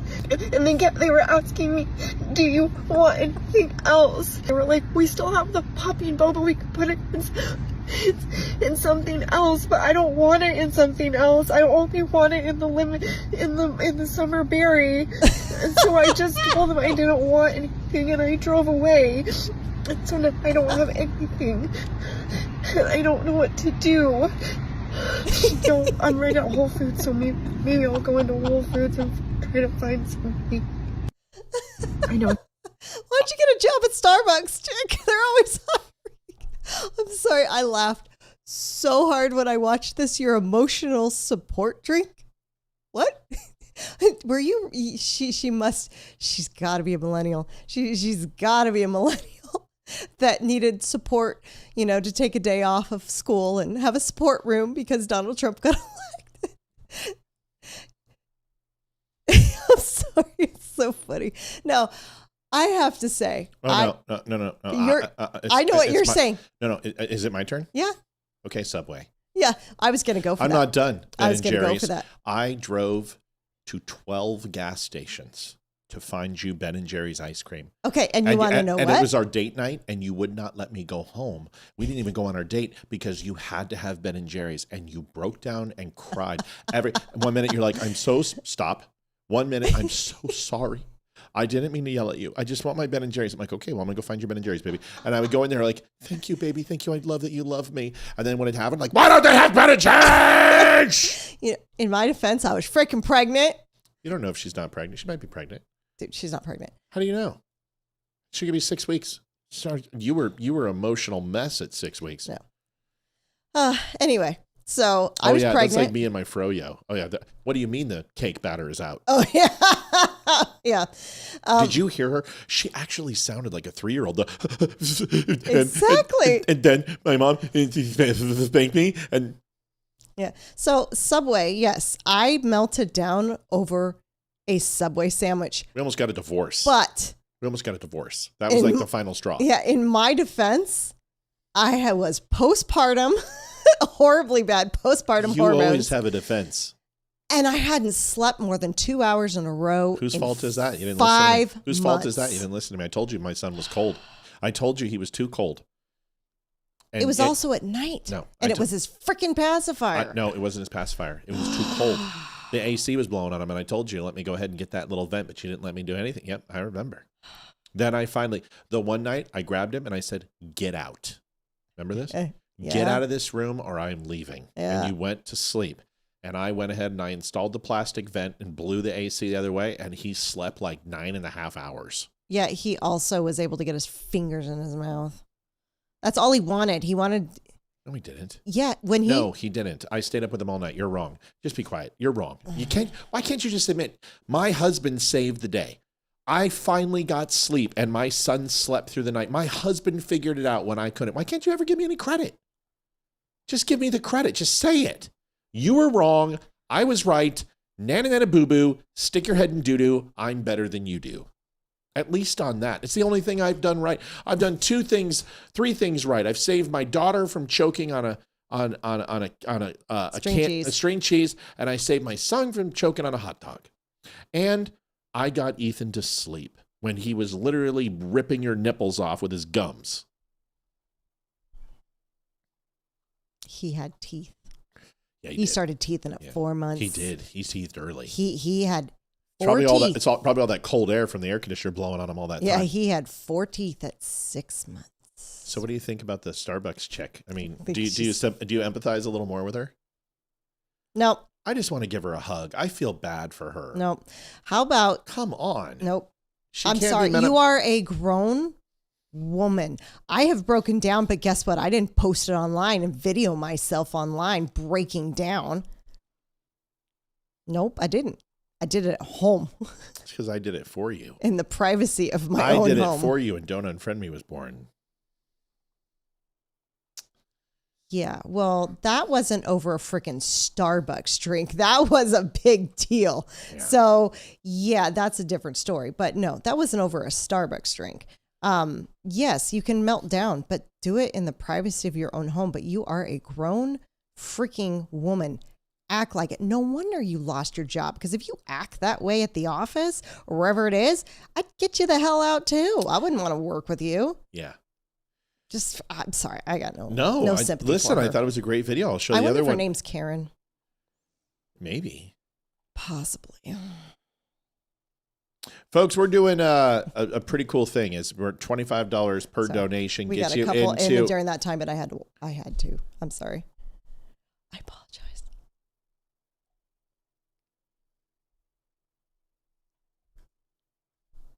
I didn't know it was up because I wasn't looking. You didn't hear at me the talking? Screen. You know, talking? Sorry. Can I go now? Yes. You sure? Yes. $25, folks, gets you to enter to win just don't fucking do it, Olivia. I'm not going to. A Sherpa, a jacket, $25, you'll be entered to win. And if you don't win, that's okay. You have another month to try. We're actually going to be doing this all the time. We're pretty much going to do it until everyone gets a jacket. $25, the Monday drawing. All entries are in, and we'll do the drawing. And then you'll be entered into an end of the year drawing as well. So you have a chance to win the Sherpa or the jacket. You get to choose. And then if you don't win, you'll be put into the end of the year drawing. So there's people who have put some in last month in October and November now, and then do it in December, give you 3 chances to win the end of the year prize. Go ahead and keep putting these through. Oh, you said don't do it. I said on the video. Oh, okay. Because it overlaps and overlays the video. All right. Excuse me. Hiccup. I love you. Tommy Cawthon, $25. Been a great show. Thanks, buddy. We appreciate it. We got more to come. How many more you got there, Toodles? 1 or 2. I'm not sure. Phil McCracken, hot takes. Love Matt and the Dummies. That's balls. All right. Can you get him? No. I'm just so that's balls though. Okay. I'll get him. I got him down like I just know. Okay. Amy says I'm going to be doing a crying video if I lose. Just don't do the crying game. Mr. Holidays donated $25.77. Round it and count it. 7. He's such a cool dude. Thanks, Maddie. All right, so Jody Sweeney, is that her name? Sydney Sweeney. I can't get her name, man. I think of DB Sweeney every time. Like Cutting Edge. I can't get her name right. Like you just said it, and I still can't get it. Jody Siwa. You keep thinking of DB Sweeney. But Sydney Sweeney. Sid. Knee. Sween tits. Yeah, those things. She does. Holy moly. Those things are like, yeah. Tina Ford Savage donated $25. Dumb Nation. Thank you, Tina. Before you go, Janet Crenshaw's comment. Was that an emotional support 12-inch from Subway? It's foot long, Janet. Get it right. It's First of all, long. She always has that 12-inch support animal. Okay, I gotta sidetrack real quick because come that's on. like, I want to do the show. Dude, you sidetrack every. Did you just call me dude? What yes. the calling me dude for? You sidetrack every night. I never have. Let me sidetrack because this is funny. Just why don't you take your pee break while I talk then? Thank you. You're welcome. Oklahoma. Ruprecht loves to run around in the open. Oh, goodness. Okay, so anyway. Not mother. Excuse me. I have to go to the bathroom. Go ahead, Ruprecht.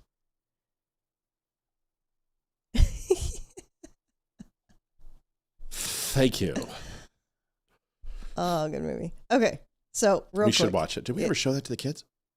I don't know. We have to watch Dirty Rotten Scoundrels. Yes. Yeah, they love that with the jackal. Oh, such a good movie. We may have. I'm not sure. All right, go ahead. But so anyway, back in California, we hadn't been to Subway in quite a while, and I was like, "Hey, I'm going to pick up Subway for lunch."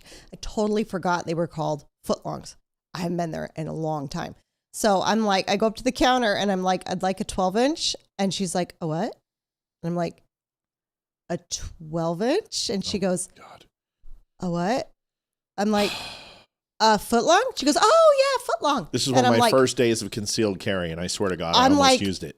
I just looked at her. I'm like, are you really? Are you serious? Really? And I just took all my effort not to laugh, and then I came home and told the story. I was like, oh my gosh, our nation is going to die because they're so stupid. Yes. Yes. Anyway, told you it would be quick. All right, let's make sure we go ahead and share to X if we could, please. We need to get those numbers up. It's amazing. Like, we've got good numbers on YouTube, good, decent numbers on Facebook, but X is like, got to get it up. Help us out. Share this. Here is. Are you okay? No, cold medicine. And I freaking took it like 10 hours ago. Sucking on Grandpa's cough medicine. So this is Sydney Siwa, and she is low key white supremacist. She's low key. Are you serious? Yeah, she's a low key white supremacist. Really, I never would have guessed. And I'm here for it. I'm here for it. Oh my goodness. This is great. Here's the interview. Just watch this. I'm literally in jeans and a t-shirt like every day of my life. Jeans are uncontroversial. Jeans are awesome. Yeah, I like your jeans. You look great in your jeans.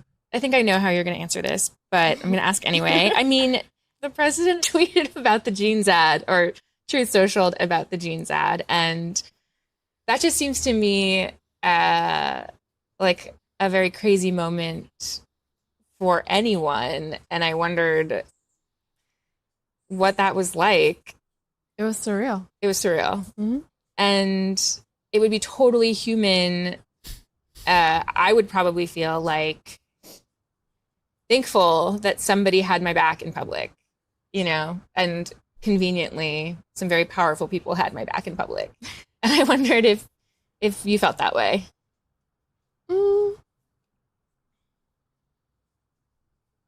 I don't think that it's not that feeling I didn't have that feeling, but I wasn't thinking of it like that, or like of any of it. I kind of just put my phone away. I was filming every day. I'm filming Euphoria, so I'm working like 16-hour days, and I don't really bring my phone on set, so I work and then I go home and I go to sleep. So I didn't really see a lot of it. You've made a really good case for keeping your thoughts and your life separate from that work. But the risk is that, there's a chance that somebody will... This chick is trying so hard to say, yeah, but you're racist. She can't say it. And I know people are like, DB Sydney is stupid. She's not. She completely knows exactly what she's doing. And just look at her eyes. Watch this girl. Like, just ask, lady. Just ask. Do I think the Good Jeans commercial was racist? Get some idea about what you think about certain issues, and feel like I don't want to see Christy because of that. Like, do you worry about that? No. The criticism of the content, which was basically that maybe specifically in this political climate, like, white people shouldn't joke about genetic superiority. Like, that was kind of like the criticism, broadly speaking. And since you are talking about this, I just wanted to give you an opportunity to talk about that specifically. I think that when I have an issue that I want to speak about, people will hear. It's just like, I'm not. It was a jeans commercial. It was JEAN, not GEAN. It was a sex. First of all, that's the worst lesbian porn I've seen in a long time. Second, just because somebody says, people don't know what a homophone is. And no, it's not a gay word or a gay sounding word. It's words that sound alike that are spelled completely different. Jeans and jeans. There and there. Wood and wood. Bow and bow. Bow and bow. 222. And bow and bow. Mm-hmm. Oh, yeah, bow and bow. 2, 2, and 2. Bobo. Bobo? Bobo. Bobo was a bear. Clown. Paul Riviere donated $35, a little extra for a dummy who might be a little short. Great show as always. Thank you so much, Paul. Your mother was a Ho. Sorry. That's another funny movie. Mitch, stop. I just love her. She just she's like, yeah, when I have something to say, I'll say it. Good for her. And you know what? That's when someone calls you a racist, do that. You know, I just want to give you an opportunity to go ahead and address the things that you may have said in the past that could be misconstrued as racism. Thanks. Did you want to address those things? No. If I wanted to address them, I would address them. Yeah, exactly.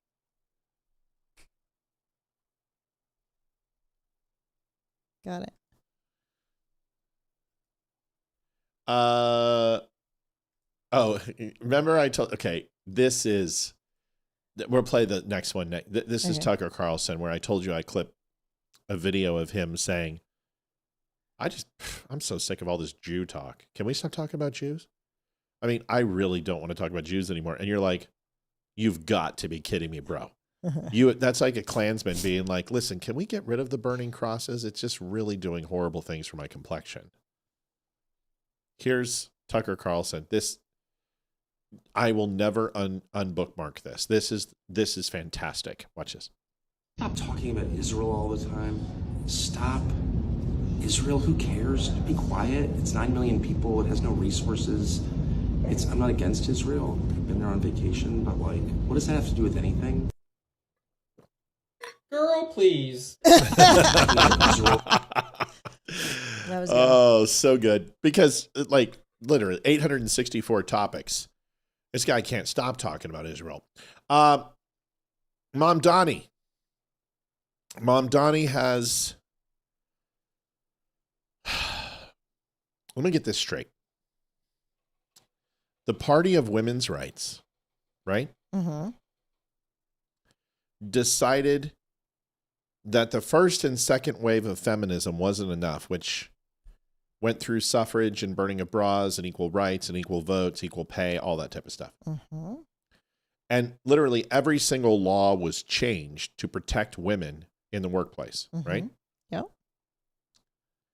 Then the third and fourth wave of feminism became, well, we don't have enough rights, so we want more. And fourth became, now we hate men and we want men to have less rights than us. Yep.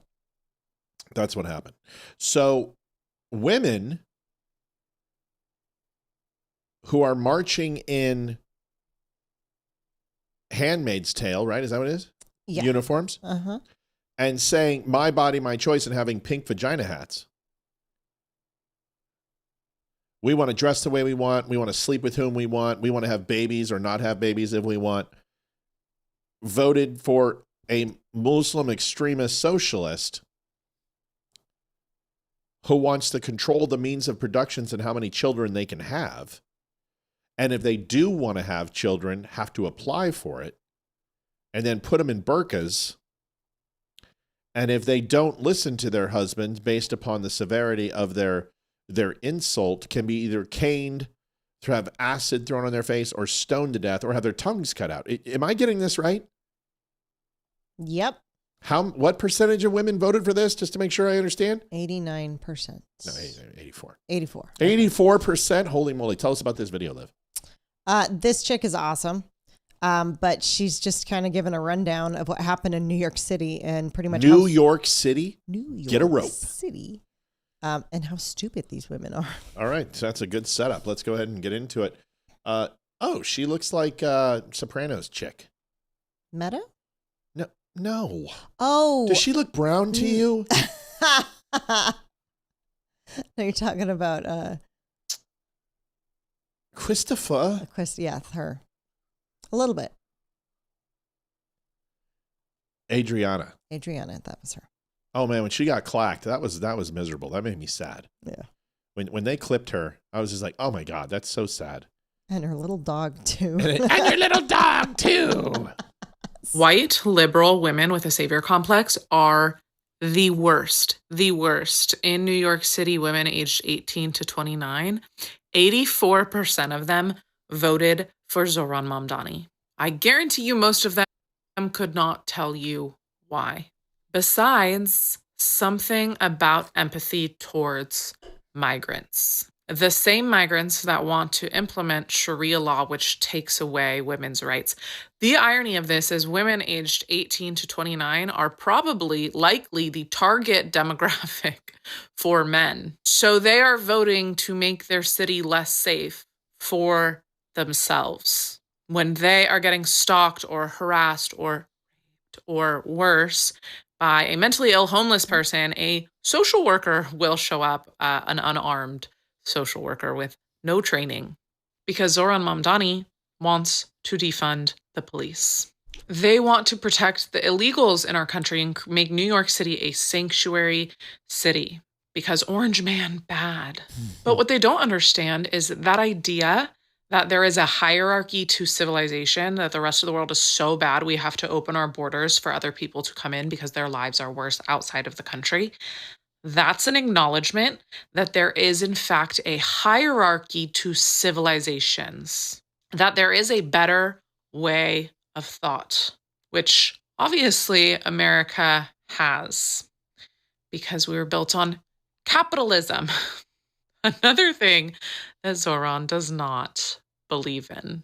These white liberal women have this guilt because I think when you perform better than the rest of the world or you see inequalities, you have a guilt about it. And you feel like you want to share your privilege. It's a natural thing. Unfortunately, people take advantage of that kindness, of that empathy. It is suicidal empathy, because what they're now making room for is an ideology and a religion who believes that women have half of a brain, who believes women should not have equal rights to men.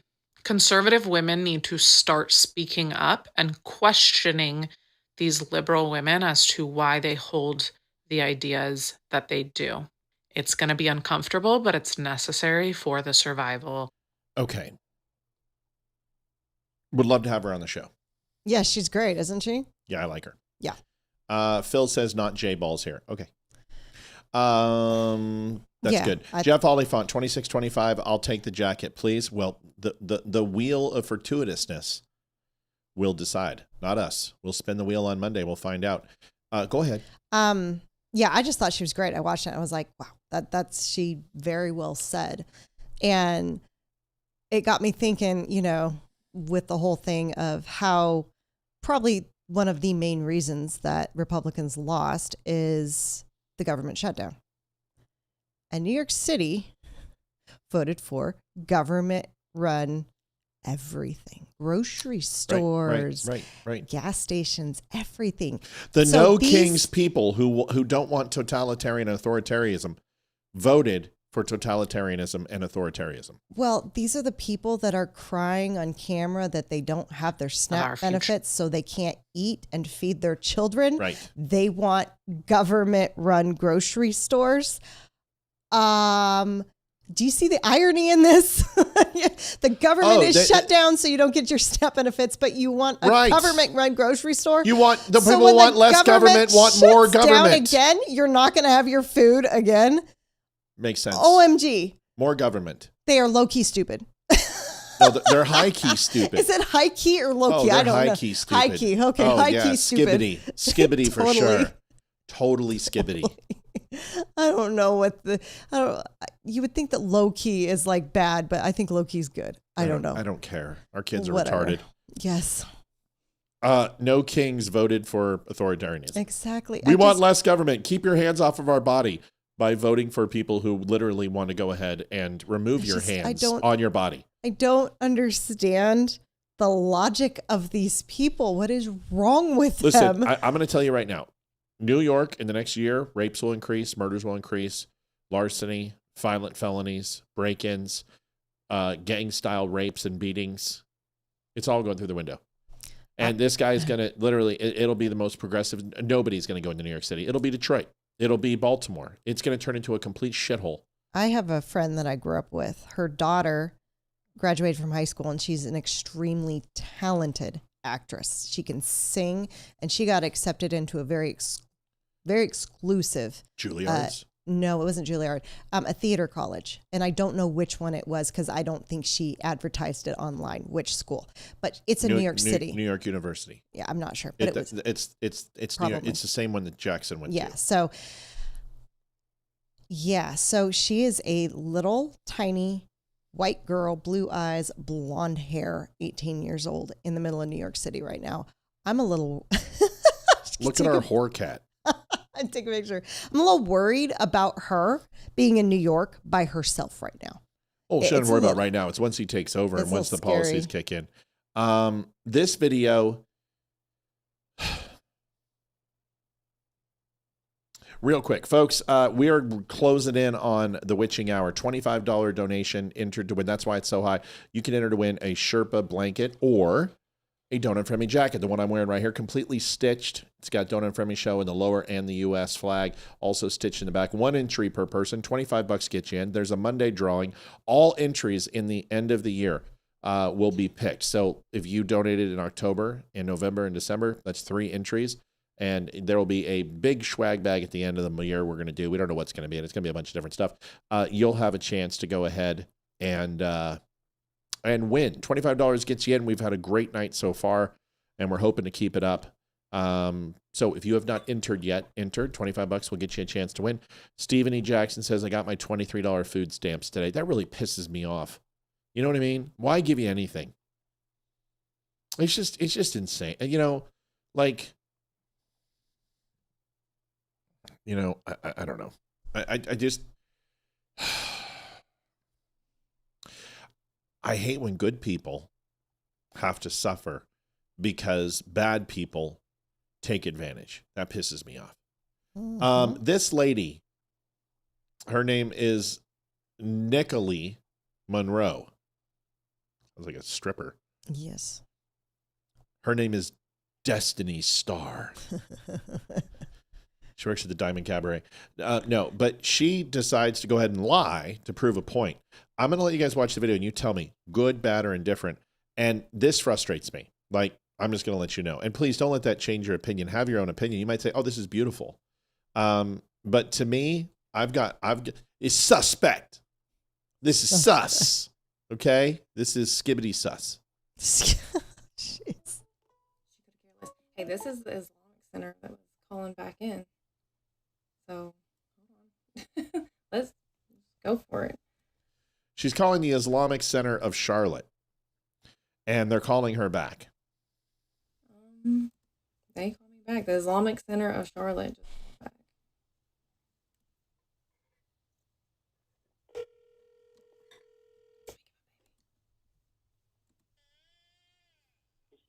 Islamic Center of Charlotte.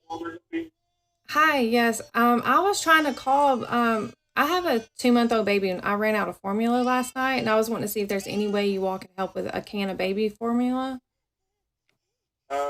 We can, ma'am. Where do you live? Do you live in Charlotte? Yes, I'm like 10 minutes from you all. Okay. And what kind of formula? It's the Good Start. Good Start. Yeah, this time, ma'am. You come over here. Okay. Hold on just 1 second, okay? Okay. Okay. I'm actually doing a social experiment. So I don't have a baby and I don't have a need. But I am doing a social experiment just to see which churches would actually help a starving baby. And unfortunately, there's so many that say no. And you immediately was like, yes, of course. And I just wanted to say thank you so much for your heart. And also to see if it was okay if I posted this on TikTok and maybe put your information on there for your church where people can send donations. Maybe if they... Yeah, no problem, man. We do what we can. We appreciate your kind words. Thank you. No, thank you so much. I appreciate you. Keep doing what you're doing. Thanks. You too. Oh, he instantly... He didn't... Like the only question that he asked was... where are you located at and what kind do you want? No other questions. These other places are, they need to pay attention. These other churches need to take notes. But yes, okay, so I was going to do this one earlier and he didn't answer, but it was the Islamic, hold on, where did he go? The Islamic Center of Charlotte. So I have to like look them back up because like I'd already went on because nobody answered the phone. Hold on. Yeah. So yeah, the mosque that's in Charlotte, North Carolina. So the Islamic Center of Charlotte. Such an amazing guy. No questions asked. Would you need it? Okay, let's go. Awesome. Yeah, I want to get your thoughts. I don't have an issue with it. I don't think there's a problem with it. I mean, radio stations do it all the time. They prank people. And honestly, that's not a prank. She came clean and told them, I'm doing a social experiment. I'm seeing which churches will help people in need. I don't see an issue with it at all, in my opinion. And she was open. She was honest. She's like, hey, can I put it on TikTok? And she asked permission. And can I get your info? So possibly donations. I don't see anything wrong with that. That's just me, though. So it's a social experiment. Mm-hmm. Where's the experiment? Seeing if a church would help a child and a parent in need. No, she said she called a bunch of different churches that weren't Muslim churches, and none of them helped her. Where's the experiment? Show me those other calls. That's a good point. And here's the thing. Your little church, this Muslim church, has 1-star review, which means this thing's probably slower than a 3-toed sloth being carried by my grandma in a wheelchair covered in maple syrup up here in reverse.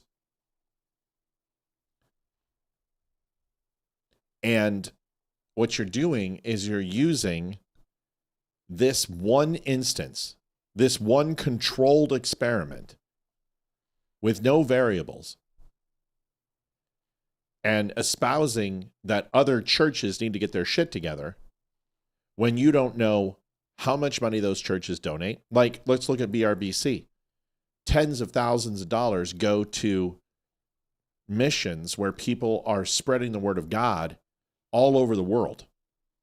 We know that they lift people up and pray for them every single weekend. And we know if we went to Pastor Gill and said we need help, he would help us because we're the parishioners. And churches give so much back. Christians give so much back.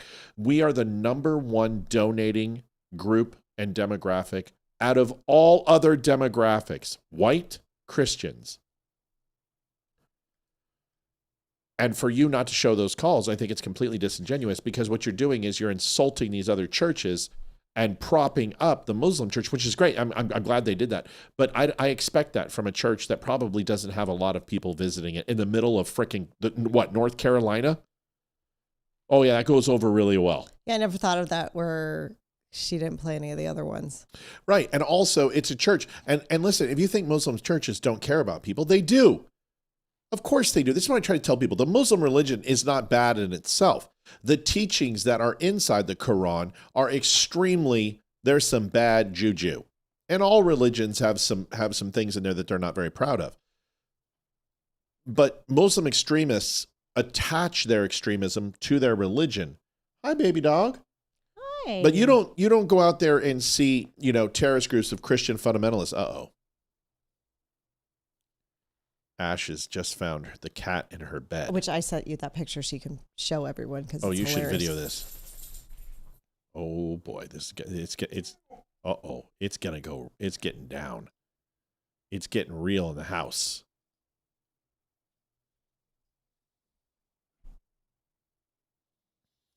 There is. Abby's like, I'm not. Or Yenny's like, I'm not moving. There is Yenny in the bed, Ash's bed, sprawled out, absolutely stole the dog's bed. And Ash has been sleeping here every day. She sleeps with me. She's every day. Spread out across the whole thing, and Ash got him. Every day Ash sleeps, and Ash is on video right now just going, what is going on. We'll try to show it to you. Listen, I think the young lady is very kind and very nice, and I thought it was sweet and whatever.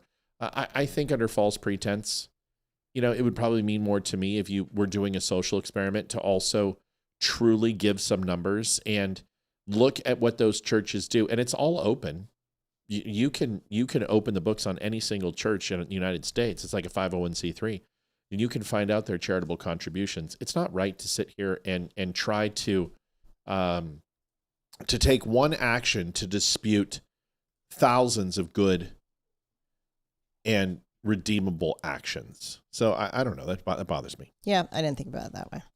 No, but I'm not trying to convince you. I mean, you're right. I mean, she's very sweet. She doesn't seem to be evil. She seems to be very happy. She seemed to be genuine. I just think putting a crying baby, he just got out. Putting a crying baby in the background is a bit much because there really are people. And instead of you doing that, why don't you say you're going to donate to the church? Like, hey, I've got some formula I'm going to drop off for you or something like that. Yeah. I don't know. I just look at it this way. I think you're doing that for clicks. And probably. And that's kind of like, whatever. I don't know. That's just me. Maybe I'm crazy. Miss Shelly Morgenstein, $25. Shelly wants that jacket. We gonna meet you next weekend? Maybe. I don't know. Maybe. I don't know. Maybe.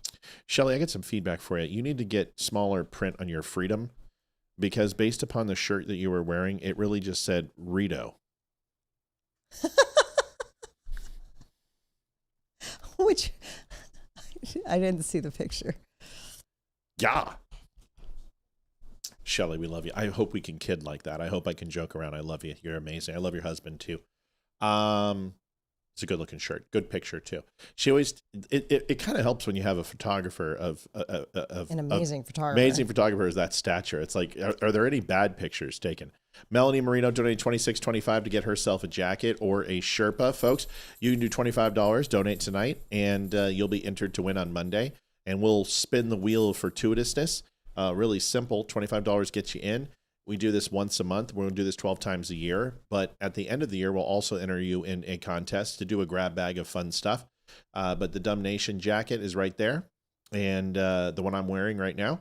And also you can get a Sherpa, 1 entry per person. Monday will be the drawing, and all entries in the end of the year will be accumulated. So if you did 3 times, October, November, December, we'll have you entered into the grab bag. If you are struggling, if you don't have $25, just let us know. We'll put an entry in for you. We'll take care of you. We just do this to kind of try to give back, and we'll continue to do so.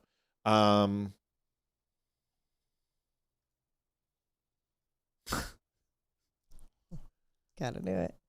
You gotta do it. Gotta do it. Balls, if you would just stop hating on the Jews, dude, I don't want to hear it. I don't want to hear it. And it's not, you don't have free speech here. It's my channel. And if you would just stop every time I say anything about the Jews, literally just freaking start, because you're not willing to come on here and have an honest dialogue about the things you're saying. So, just at least back up the things you say. You can't. So, appreciate you. I'm going to give you a chance to enter, of course. I'm going to do that. But, brother, man. If you come into the chat. Like you did last night. And you said things that were kind of, but I didn't care.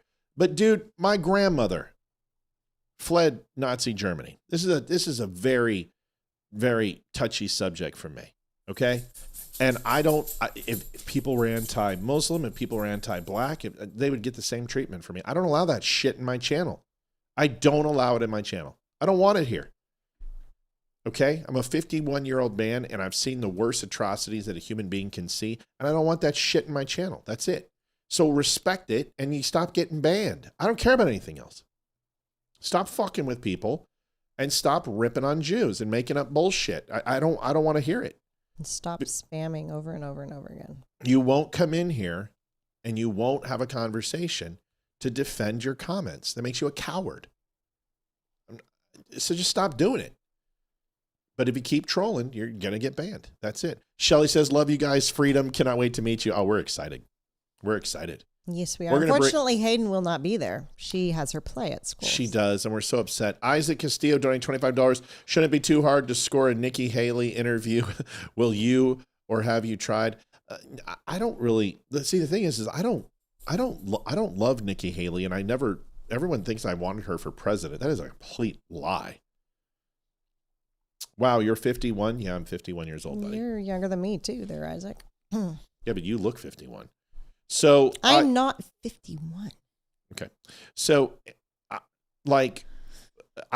Nikki Haley to me is fake. And that's it. Do I like her? Sure, she's fine. But the only reason I wanted her, and by the way, I did predict 4 years before that she would be in the final stages for VP along with Ron DeSantis, and they were. And the only reason Trump would have needed her was because of her abortion stance. If he wouldn't have pivoted, he would have had to have her. But he pivoted, and he adopted her abortion policy, whether you know that or not. That was Nikki Haley's stance. And she got it. He got it. And then he dumped her, and it was fine. But I didn't like Nikki Haley's war policy. But what's funny is that when Nikki Haley said we're going to go into South America and go after the cartels, everybody's like neocon. But when Trump blows up boats and he wants to go ahead and put in troops, everyone's like, go get him. So she became a neocon rhino and a warmonger, but Donald Trump is just doing good foreign policy. John Balls, what did this guy say about Jews? I missed it. I like Jews. He said that all Jews have small dicks, Barry. And he insulted your mother. Or hurt him. Barry, you going to enter in to win that jacket? Because I know Shelly's not going to get it for you if she wins. We have all different sizes, Barry. We've got kid sizes, so they'll fit. Ryan Weaver saw that picture and he's like, I didn't have any idea that Matt was so huge. I'm like, that's what she said. Oh my gosh. No wonder. Love you, Barry. Yeah, he's just, John Balls isn't a bad guy. He really isn't. He's tied up into the Groyper BS and the, you know, everyone has to have a scapegoat. Everyone has to have someone to blame, and Jews are it. It seems like Jews are always it. People just continue to do it. It's ridiculous. Makes me sick. You know what I mean? Yep. So we can't wait to see you guys. Don't worry. I got John Balls. I've got him right by the balls. Got him right where I want him. Mr. Hollanday is coming in. Had to get it back on track. We'll have a great Mr. night. OCD. I should just name you OCD Hollandays from now. We're 935 flat because Matt had it. Folks, we might as well just hit the grand because we're like $65 away. Is that right? Yeah. $65 away. That comes down to 2.5 entries. $25 per person gets you a jacket. Barry, I'm looking at you. 25 John Little Balls. Yeah, John's. You can get a Sherpa. I believe you call it a Hopa. And you can get yourself a jacket, $25. You'll be put into the drawing on Monday. We'll pick one winner, 1 entry per person, Monday drawing, and then you'll be entered to the end of the year. So if you've won before, we're going to put you at the end of the year drawing every donation from October, November, December. That's 3 entries. You have $25 each time to try to win the jacket. You don't win, we'll put you in the end of the year drawing, which will be a huge, fun something or other big swag bag. Matt, if you could pick a female for president, who would it be? Ooh, that's a good question. Anybody who's male. Oh my gosh. I don't want a woman president. I don't think women should be in politics. I don't think women should be able to vote. That's great. You going to start having Sharia law in this house now? No, we just proved it. We just proved that women shouldn't vote. Women vote based on emotion and their vaginas. They vote on their vaginas for abortions. They vote on their vaginas because they get tingled by a guy who has a clever smile. And they don't vote on policy. They vote on emotional platitudes. And they're easily conned and easily manipulated. That's why we have Bill Clinton. That's why we had Barack Obama. That's why we got Joe Biden. And that's why we got Mamdani in New York. That's why we've got Spanberger in Virginia, and it's all blue, and they're going to redistrict everything, and they'll never have another choice. They're locked in. This is now Democrat country for the next 3 or 4 generations. There's nothing that's going to stop it. So should we take away all women's rights to vote? No, but I'm very pissed. And I don't believe what I'm saying, but I'm telling you, the women in this country are wacko. Not all of them. I didn't say Southern women. I didn't say Trump supporters. But I'm telling you, 84% voted for a communist, socialist, and celebrating Muslim Sharia law extremist who wants to kill Jews. I love women. I adore my wife, but she can let me make that decision for her. She doesn't have to worry her pretty little head about it. Can I have a Pepsi after the show, please? You don't have to worry about your pretty little head about that. I've got this. Thanks. You know what? Make sure you tell me who to vote for next time. Listen, if my wife wants to vote, then she can mow the lawn. If my wife wants to vote, she can drop the oil in the car. If my wife wants to vote, she can go ahead and die 10 years earlier than me because of my freaking heart attack from having to put up with most of the stress. No, I don't believe any of that. I'm just teasing. I think women need to stop voting based on their emotions and with their vaginas. Just like I think men need to stop allowing themselves to be led around by their penis when it comes to pornography and decisions outside the workplace and extramarital affairs. I think the sexes both do some incredibly horrible things based upon their genitalia. And men think with the wrong head a lot. And women think with the wrong vagina a lot. Tell me I'm wrong. 84% of young women voted for Mamdani. There's a problem there. And they can't tell you why they voted for him. He's handsome. Did you see his smile?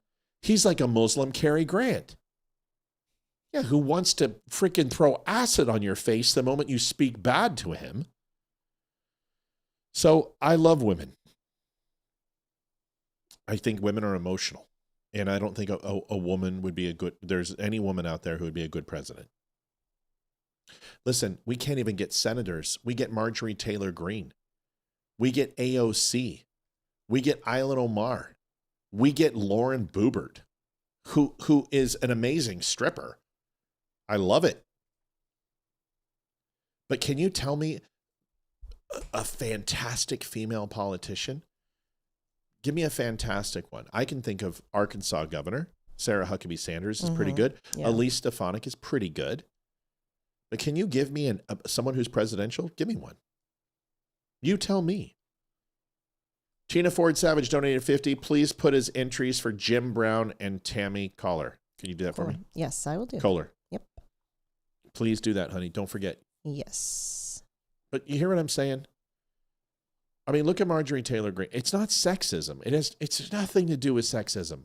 But the Jean Fitzpatricks of the world, the Margaret Thatchers of the world, he wants to take women's rights away. Right. And I don't want to take them away. I just think that you shouldn't be able to go ahead and vote which is not in your best interest. You know what I mean? Like maybe what we could do is just let them sit out for an election, right? Like or maybe like when you want to become an American citizen, you have to take a test. Maybe you should have to take a test and answer some questions about some stuff about the election before you vote. How about this? You can't vote on your period. How are they gonna prove that? I don't know. Oh my gosh! I don't know. Gross. You got to take a test or something. Oh my gosh! Like you go into the voting booth and you come out and you're like, I'm sorry, you're on your period. You're not gonna be able to vote. Oh my gosh! You need to go home.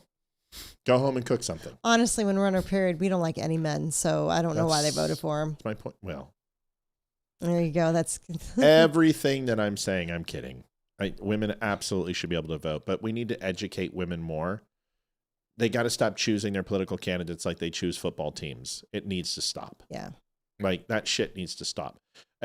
Remember those 18 to 24-year-olds all thought Ted Bundy was hot when they watched the Netflix special. Yes, and literally, that's true.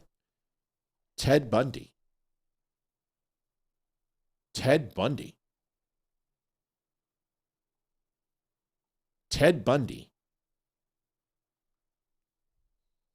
Honestly, I think we all need to serve in the military at 18. That'd be nice. Make it mandatory. Yeah, listen, I'm teasing. There's a lot of good women.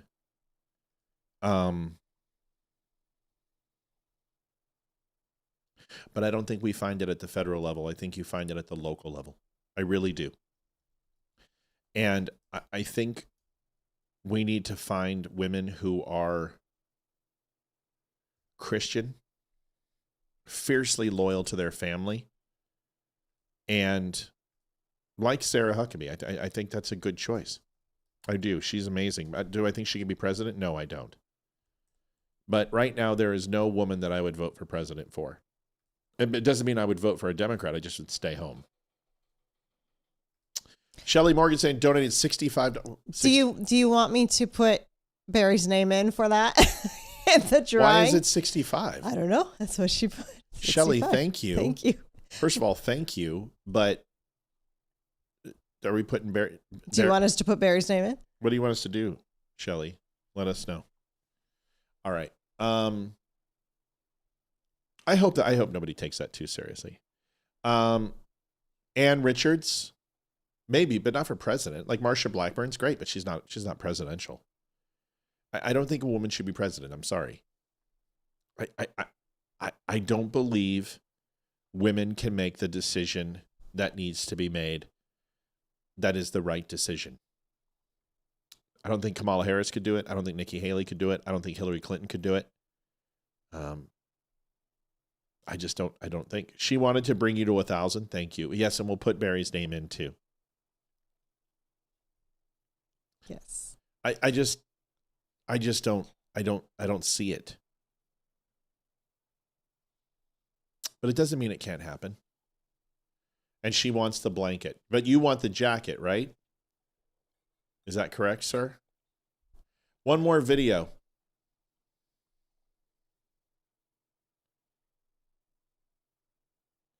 Liv, you want to talk about this, an update on your teacher? Yeah. Oh my gosh. Sure. So why don't you tell them the update on your teacher, and then we'll show another video. Okay, so recap.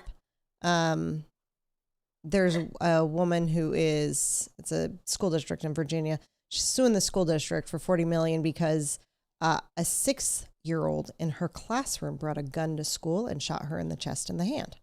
Mm-hmm. And she's suing them because she is saying that she gave fair warning and told the principal, the vice principal, and all the people that she should have that this kid was acting strange. She thinks this kid has a weapon, and they didn't take her seriously.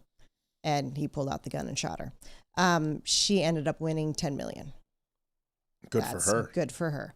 That's like 100 years of, or 1,000 years of teacher salary. And she needs to, because she has had 6 surgeries on her hand, and she will never get the full use of her hand. Also, the bullet that shot into her chest, it just missed her heart, but the location is they can't get it out.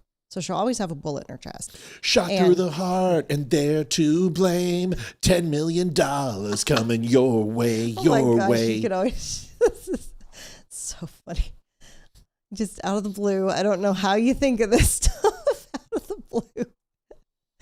My mind is like, all I can think about is your Bon Jovi rendition. I can't even think about what we're talking about. Shot down by a 6-year-old in a blaze of glory. Jeez. Oh my goodness. Yeah. So anyway, she won $10 million. So anyway, I guess that was the update. What's going to happen when Balls finds out that Jesus was a Jew? I don't know. Super chat, WR332, Shelly Moore, Capito. She's been in long enough to know how the sausage is made. Thoughts? This isn't sexist for me. David Wagner donated $50. Thank you, buddy. You will be put into the drawing. Thanks, man. It's not that I haven't seen a woman emulate leadership to guide and move the party forward. I want to see a woman come in and talk about family values. I want to see a woman come in and talk about Christ, talk about Christianity, Judaism, Catholicism. I don't care what it is, but talk about belief and faith. I want to see a woman come in and talk about true conservatism and downsizing of government. I want to see them talk about the family values. I want to see them be against pornography. I want them to honestly talk about drugs and alcohol. I want them to go into the black neighborhoods, and I want them to make change. I want them to be the bastion of education. And they have the power, because these are all things, everything I just said are what women love and believe in. Then go run on that. But there's no women who do. They don't run on that. They conform, and they go to the Republican talking points. You know, I'm not. Sorry. No, baby, go. I'm not just saying this to say this, but in my opinion, if anyone could, it'd be Hayden. My daughter is going to be my daughter. She's going to do something in politics. I'm just telling you, she's really good. She's got your leadership skills. She's got your talking skills. She's got your writing skills. She's got your political skills. She's got my good looks. That's my good looks. She looks more like me. No, she doesn't. Everyone says she looks like me now. Everyone says that because they feel bad for you. That my super sperm is so impactful, and it just literally blew your, like, here's all your genes, and my super sperm's like, get the fuck out of the way. And you're oh my God, he's so rude. He just ran in here and pushed us all around. What a dick. Literally. No, Liv. Yeah. Hayden's like, I could never go president. She goes, I could see myself as governor one day, but not president. I think Hayden will be a state senator. You think so? Yep. I do. If she goes into poli-sci like she wants to, with her debate skills, with her tenacity, she's going to be Marjorie Taylor Greene's energy level, but not dumb as dog shit. Yeah. I don't, anyone who thinks that I'm sexist, I'm not. I just told you what a woman, I think women are different than men, and women should stop trying to be men. And the woman who actually goes into politics being a woman will be the one who wins. Mm-hmm. Matt, I already have a jacket. Can I get a hoodie or another? Sure, anything you want. Get that blanket, Jennifer. That blanket's awesome. Yes, $25. Yes, that's fine. You can get it. You guys get anything you want in the store. I don't care. If you're a winner, you can get anything you want. But that's what I want. I mean, women are different. They're not men. I don't want to see a pantsuit freaking feminazi. I want to see a woman be a woman. I want her to be demure. I want her to be elegant. I want her to be seductive. I want her to be tough. I want her to be completely a matriarch. I want to understand what the homemaker is. I want her to understand what enterprise and business looks like. I want her to understand that conformity is not acceptable in her eyes, that individualism is absolutely what makes America America. This is what I want. I want what a woman is. But all I see are a bunch of lesbian freaking truck drivers who are trying to be something they're not. You know what I mean? Yes. So when people ask me, why can't a woman be president? They can. Just be a woman. Be a woman. You know? You don't have to go up there like, oh my God, I baked everybody brownies. Like, oh my God. Russia, come here. Ukraine, come here, guys. I got some brownies. They're really good. Oh my God, some lemonade. Don't judge me. No, that's not what I want. I want a woman that can say, is as nice as I can be, is as strong as I can be. Don't push me. I want Margaret Thatcher in high heels and stilettos. I want Jacqueline Smith with Margaret Thatcher and Jean Fitzpatrick's brains. That's what I want. I want Jacqueline Smith, Charlie's Angels, Jacqueline Smith. That's what I want. I want a tall, strong, beautiful, voluptuous woman who basically, when she walks in a room, she looks like Princess Grace Kelly. That's what I want. Yeah. All right, I gotta go pick up the children. All right, I'll wrap it. Okay. I love you, punk. Say goodbye to everybody. Night, y'all. It was a fun night. Sorry, cold medicine and me don't get along. Yeah, when you drink though, you get freaky. So Barry says we'll send a rock and roll book that you can auction off. You know what? Why don't we put that in the grab bag at the end of the year? That'd be cool. We're gonna see you in like 6 days. So don't send it. We'll just come see you. Take the puppy. Love you, baby. Hey, watch your 6. You want to take the gun? Okay. Guns. That's all. I want a woman politician to be a woman. And I don't think that's too much to ask. You know, just like, and for the women who are upset at that and go, oh, Matt, you're a sexist. I don't think there's a lot of them because they understand what I'm saying. You don't want a freaking beta male who's like, oh my God, like oh my God, the curtains in here. Oh, they're to die for. Ugh, the red phone. Why is this phone red? It clashes with the mahogany. Oh my God. Billy, come over here and my eyes need some cream. And my hands, oh, they're a wreck. This Washington, D.C. mugginess is killing me. It's all the swamp water. Someone give me some mineral water and a lemon. Ugh, my cuticles. You don't want that guy. We had that. That was Obama. You don't want that. You want a man. Right, Tampon Tim, you want a man. You want a man. You want someone strong. You want someone who looks like George Bush and not stupid. Tough like Trump. That's what you want. You probably want somebody who has a little bit more presentation style, like Reagan. But if you could take Trump's tenacity, George Bush, handsome, good looking, and take Ronald Reagan's decorum, you'd have the perfect candidate. I agree with a woman too. If you take a woman who looks like Jacqueline Smith, and you put the brains of Megyn Kelly, not recently, but somebody like Megyn Kelly, tough. Megyn Kelly's extremely smart, extremely tough. Yes, she rides the fence, but she's wicked smart. If you could take a Sarah Huckabee Sanders brain and put her in there, and a woman who has children who is like Rachel Campos Duffy, who I can't stand, but she's a matriarch. She's got a good-looking family, and she's smart sometimes. You take somebody like that, and you take the president of the United States needs to be the best of all of us. That's the key. And we really haven't had, and Donald Trump's not the best of all of us. Come on, guys. I love him. He's funny. He's tough. Politically, I love every policy, but he's kind of an asshole sometimes. And he doesn't need to be. And he's stubborn as hell. Too stubborn. That's his critique. Still the best president of my lifetime, and I love him. I like him better than Reagan. Reagan was a freaking more liberal than Bill Clinton was. But there was something about the presidency that had integrity. And we haven't had it in that office in a long time. And it certainly wasn't Kennedy. It certainly wasn't Nixon. It wasn't Ford. It wasn't Carter. It wasn't Biden. It wasn't Obama. But the one thing that I think Donald Trump does have is integrity. I really do. People say, oh, no, he's a rapist. He's 34. Give me a break. You people need to shut up. Donald Trump can't be bought. Donald Trump doesn't make policy based on money. Oh, well, he gives money to the Jews. We've been giving money to the Jews since Kennedy.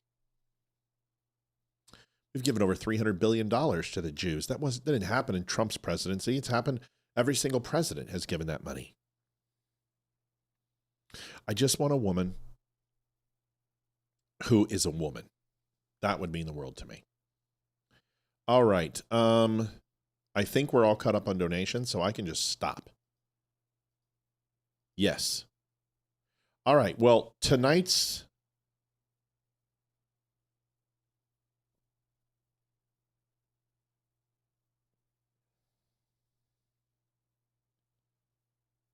reading.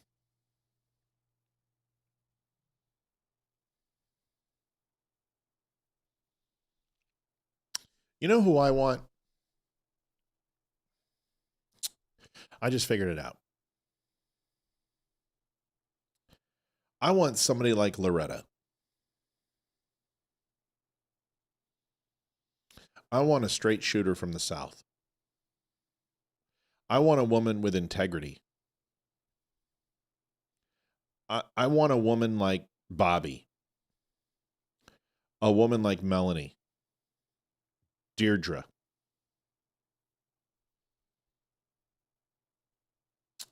I want women like the Drysons.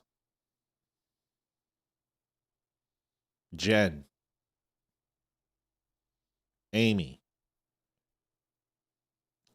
Carrie.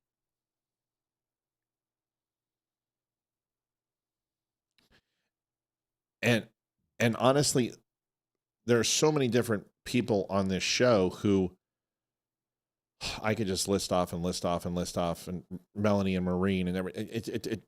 Mel, for God's sake, Mel Lowe. It's just, there's so many strong women on this show who have opinions and have to tolerate my bullshit, and they do. They call me out. I want a strong woman. I don't want a woman to wait for the question. I want a woman who already has the answer before the question hits the ground. And I just haven't seen that woman yet. And when I do, I'll tell you. Nikki Haley had the polish. Nikki Haley had the look. She didn't have the disposition. She wasn't honest. So it's a really good question. Matt, who do I think should be president who is a woman? I don't have the answer to that question. But I know the qualities I'm looking for. And honestly, the standard is higher for women than it is for men. And that probably is a little sexist. But that's just because I'm a guy. Do I think men are perfect for the presidency? No. No, I don't. I don't think it's about sex at all. I think it's about mentality. That person needs to be able to walk into a room and every single person stops and listens. That's what Donald Trump has. And if you can't do that as a woman and you're constantly trying to prove how manly you are, it's not going to do you any good. You know what I mean? Just my opinion. One more video and then we're going to go. It's a great night. Great night. I really appreciate everybody. I mean, what a huge donation night. Just amazing. And I'm glad you guys did.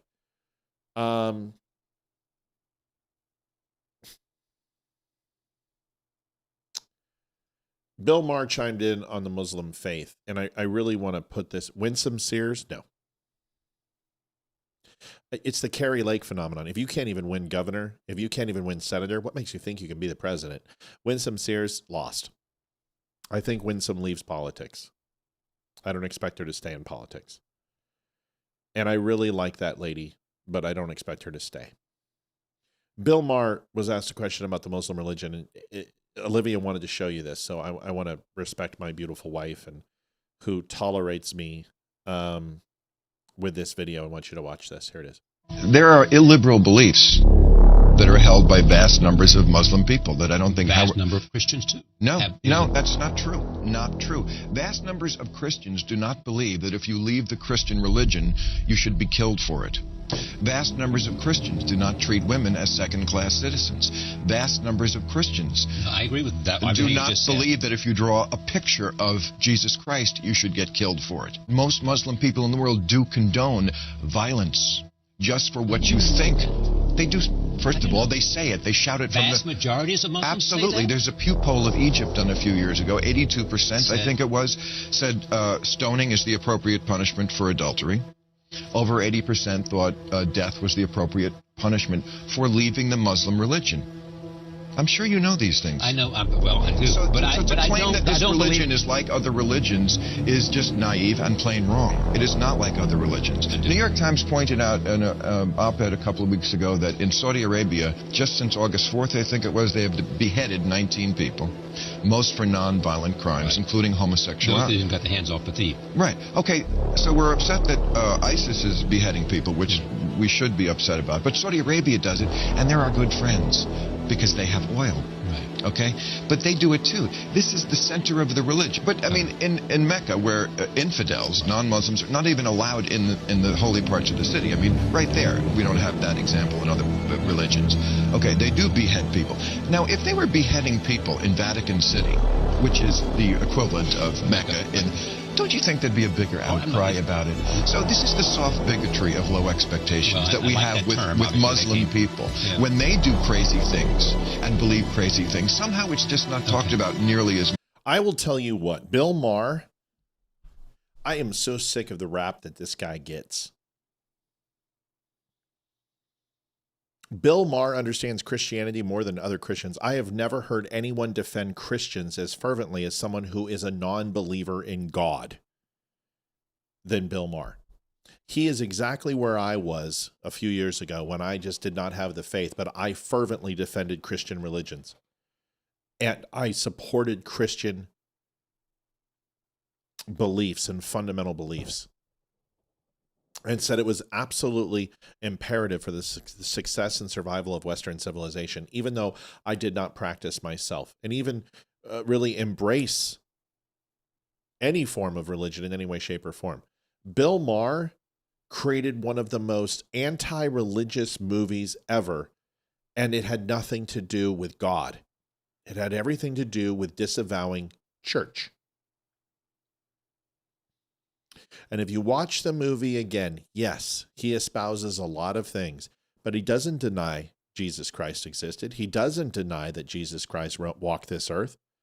He challenges a lot of the fantasy-style teachings that have been turned and exploited and used in a way that is almost exploiting religion to be phantasmical.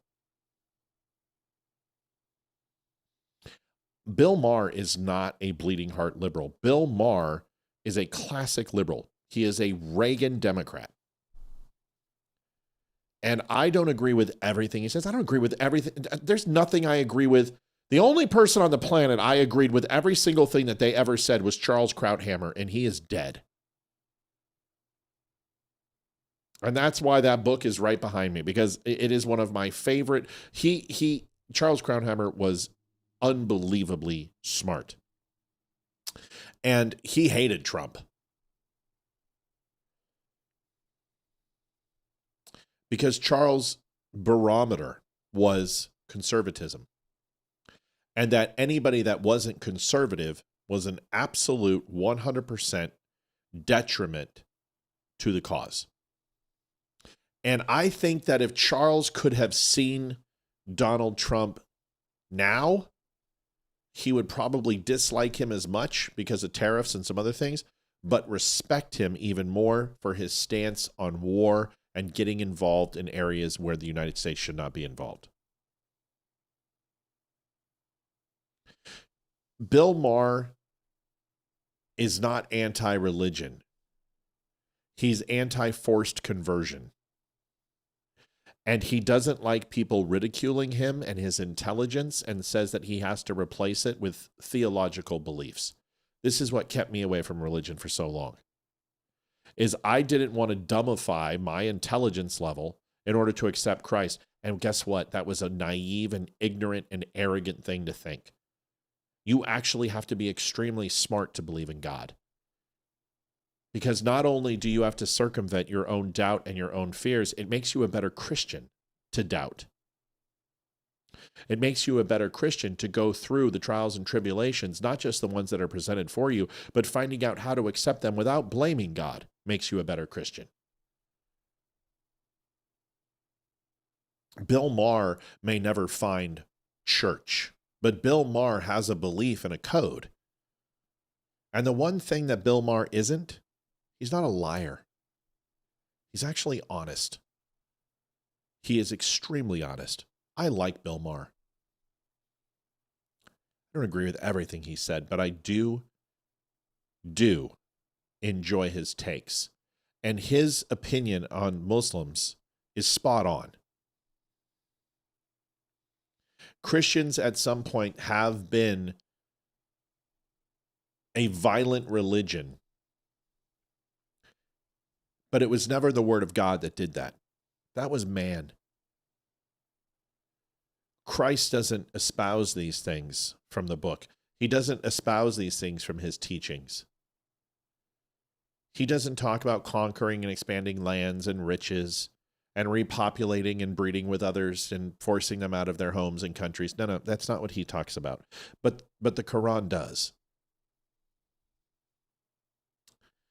So when we sit here and say Christianity was violent, yes, Christianity was violent based upon the actions of men who soiled religion and soiled the word of God. That is very different than what Muslims do. Muslims preach violence. Not all of them accept it, but it's there, and a lot of them do. And Bill's point is that is the very vast difference between Christianity and Buddhism and Mormonism and Catholicism. And it doesn't matter whether you're a Presbyterian or you're a Baptist. Or none of those things matter. Those religions are not ingratiated with violence. Now, does that mean that all Muslims are violent? No, because I know a whole bunch of great and amazing Muslim people, thousands. And anyone who spent time over there knows that there are amazing Muslims over there. And we fought alongside those people. We worked in intelligence alongside those people. They were on the forward operating bases in those areas. They were downrange with some of them. And I think if you asked most people, and most people who were over there, there is a respect that they have for certain groups of people that they had to face in battle. Not the coward IED guys, not the guys that would go ahead and hit villages in the middle of the night or have a suicide bomber. We're not talking about those people. But there is a level of respect that they have for Afghanis and Iraqis and others who were fighting for their very survivals in those countries, who stood side by U.S. forces and have some very positive things to say about them. But like all religions, there are good and bad people. But what Bill Maher is saying, what I am saying, is that in the Quran, it expressly condones that type of attitude and gives people justification that their war is spiritual and not materialistic or based on grievances or based upon territory or riches. It's based on their souls and their belief structure. And that is a very dangerous thing. And whether it was the Crusades, whether it was Persia, whether it were the early days of Saud and Turkey and Egypt, you can go back to the days of Mesopotamia, you can go back to ancient Judea. The most violent cultures on the planet, and there's two of them, are Muslims and communists. And the good news is that New York was just taken over by both of them. That's scary. Muslims and communists have killed more people on this planet than anyone else collectively, and it isn't even close. And a lot of them have been Christians.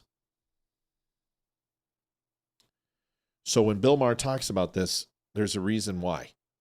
And that is an older interview, and Bill hasn't changed his opinion.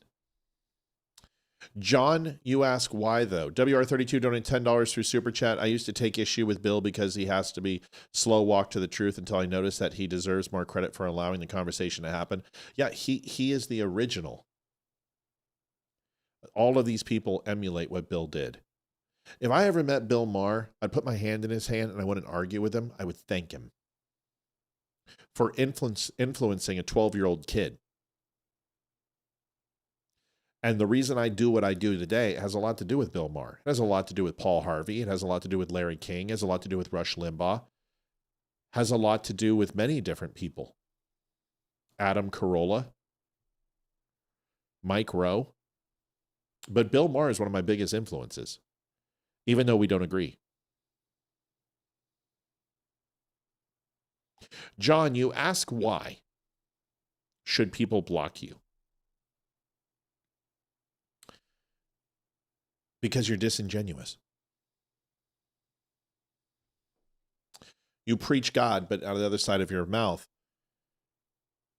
you disrespect and you subjugate an entire group of people based upon misnomer and libel and things that just aren't true. I question how many Jews you actually know. Hi, Don. Hey, Don, we're doing $25 donations tonight for the jacket and the blanket if you're interested. Can agree to disgrace? No. No, you're an anti-Semite. You don't deserve air. You don't get an opinion. You've already been tried, judged, and convicted. It happened in the 1940s. You hate people because you're too shallow of a person to consider anything else. Your mind can't be changed. So the debate stops. Because once you prove someone's mind can't be changed when they're presented facts, they're no longer worth talking to. That's on you. Your freedom of speech is immaterial in this conversation because you infringe upon others. You infringe upon things that people have asked you. In a communal society, as this group is, people have asked you to stop. And you're incapable. This is why you've driven all your friends and your family away. This is why you're alone perpetually. And if you think I don't know who you are, you don't think I know your real name and think I haven't looked up your entire background and know everything about you, I have. Because you demonstrate behaviors like a stalker. And I don't put people in my orbit without knowing who they are. You are. It's the end of the discussion. You've demonstrated plenty of times. People have asked you to stop insulting Jews and stop libeling and saying shit that isn't true, and you continue to do it. You disrespect fellow viewers. You disrespect my wife. Your value is nothing. Nobody wants you here, just like in your real life. Nobody's interested in having you anywhere near them. It's not feelings, it's fact. The problem is that you project that it's feelings. It's not feelings, it's facts. It's that you refuse to alter your conversation when you are presented facts, and you become irrational like a petulant child. And your default is to create havoc. You will continue to be banned. You'll be continued to be blocked, not because of our feelings, because nobody wants you here. You're just unaccepted. This is not new to you. This is your entire life. You know. Everybody repudiates you in the end. This is nothing new to you. You're just mad about it. You're mad because I've sized you up and I've already went ahead and figured out who you are. And it pisses you off. That's why you can't leave. There's no one who defends you. And that's the difference, is that there's been multiple trolls on this show and people defend them. Nobody comes to your aid. Everyone dislikes you. There's nothing new. There's your receipts. I'm not spitting lies. What lies am I spitting? Tell me what I've said that's not true. Bless you? Fuck you. You're not wanted. I don't want your money. I don't want your interactions. I don't want conversation with you. You're a bigot. In the 13th century of a word. Not the bigot of today. You're not a racist. You're not a classist. You're not an elitist. You're just a bigot, which means you're ignorant by choice. And based upon theological reasons, knew the difference and knew the real and chose to take the false. That's what a bigot is. It's a Roman Catholic word. You're a bigot. You don't like Jews and you don't know why. You can't tell anyone why. You just hate them because you want to hate. Levity causes you pain. Like most narcissistic people, you have to go ahead and fixate on one thing because it justifies the own hole in your heart. It justifies your lack of conscience, lack of compassion. So you espouse horrible things about an entire group of people because you're too myopic in your thought process to go ahead and expand and to change. This is why you are where you are in life. This is why you are when you try to have a conversation with me live and you're embarrassed. This is why you can't win here. You can't get my goat because I don't value your opinion. I don't value your life. I think people like you should kick off this mortal coil as fast as humanly possible. Why? Because you use God as a weapon. You've used him against me. You've questioned me. You've questioned my belief, my faith structure. And I've done nothing but be completely devout. I've given you every opportunity to repent your own transgressions in this room, and you won't. Yet you cast aspersions on me and everyone around us that we all need to repent. Repent what? Being accepting of you, letting you be here, giving you a chance after you continued to degrade Jews just because you're too immature to have another opinion other than that. You allow other people to control your thoughts. You've never done any real research. You don't know any Jews. You've never probably walked into a synagogue. You've never been to Israel. You know nothing about them. Yet you hate them because why? I don't know. God was a Jew. You quote a lot of scripture and a lot about God when you repudiate all Jews. I don't know. Stupid. I don't shut you down. You shut yourself down because you lie. All you have to do is stop lying. Or back up your lies. Call in and tell me how the Star of David was created by the Rothschilds. Please. Educate me. Educate me. That the Rothschilds made the Star of David. Please, tell me how. Back up your words. Let's see who knows more. I won't let... Why would I let you... the moment you start lying, you're not going to speak. Stop lying. You don't know shit about that. You have no idea where the original symbol of the Star of David came from. You have no fucking earthly idea. You think the Rothschilds created it. What do you mean you can't call? Maybe you shouldn't get banned. Maybe you should stop being a dick. John, you've had plenty of times, and I've given you plenty of opportunity. Your mind can't be changed. You won't allow it to be changed. You don't have the ability to change, bro. And every time you come in here and do what you do, you're going to get banned. And it's not freedom of speech. That's not a problem. You've had a chance to speak. Nobody wants to hear what you say. This isn't your show, yet you come in here and try to hijack it. You manipulate your way in. You send emails to my wife, screaming at her, disrespecting her, disrespecting me. Why would I give anyone the time of the day? Nice try, coward. I'm not the coward. I'm not the one that won't defend their points. John, the difference between you and I is the receipts are on video. People know who you are. Remember when you called in with Leroy and, and how mad you got, so upset, infuriated? Unban my phone call? No, just answer the question. Please tell me where the Star of David came from. Who created it? You said it with the Rothschilds. Please explain that. You can type. Type it. And the only answer is I was wrong. I said something that wasn't true. Say it. Say it. I was wrong. Demonstrate that you can actually have some humility and admit that you can be wrong.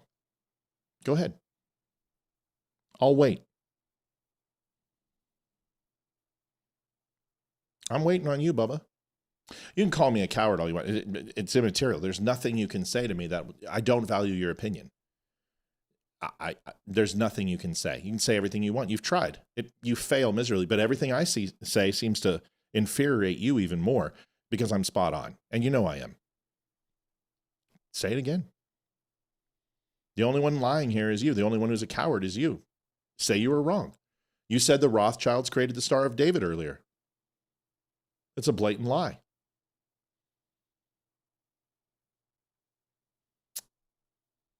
I know the etymology of the star.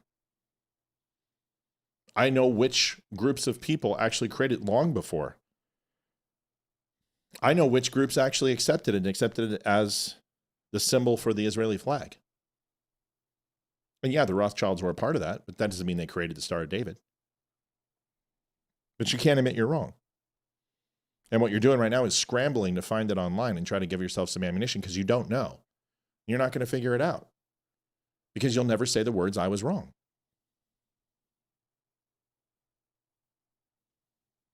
Oh, yeah, he's fucking wacko.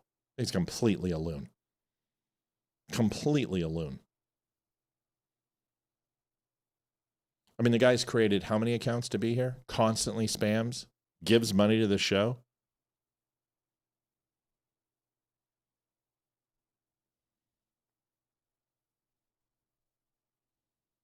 Nope. Couldn't admit he was wrong. I don't know. Wasn't I accused of that? Matt can never admit he's wrong. Matt can never admit he's wrong. I admit when I'm wrong, I admit it. John always posting laughing emojis on everyone's comments just proves your lack of knowledge and also the respect for other people's opinions. Oh yeah, he's a douchebag. This is why he's alone. Isaac says etymology, great word usage. Thank you. Matt, don't worry. I'll send you all my usernames and don't want you to waste your time on me trying to help. Huh? What are you talking about, Mike? I don't understand.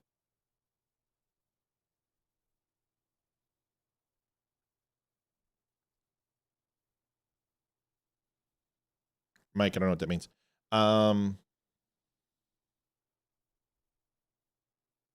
Yeah, Elise Stefanik's going to make a good governor. See, John, you're just upset because somebody's better at what you try to do than you are. And the troll got trolled. You came on Wimkin, you cast aspersions against the group, you started talking shit about Jews, and you thought you were so awesome. And you thought you were so good. Bro, I own you. I've got you screaming, talking in all caps, sending emails, sending me money. I don't want any of those things. I want you to stop being a complete cock. That's what I want you to do. You've demonstrated that you could do it. Last night, you were about as docile as a mouse. You challenged things, and that was okay.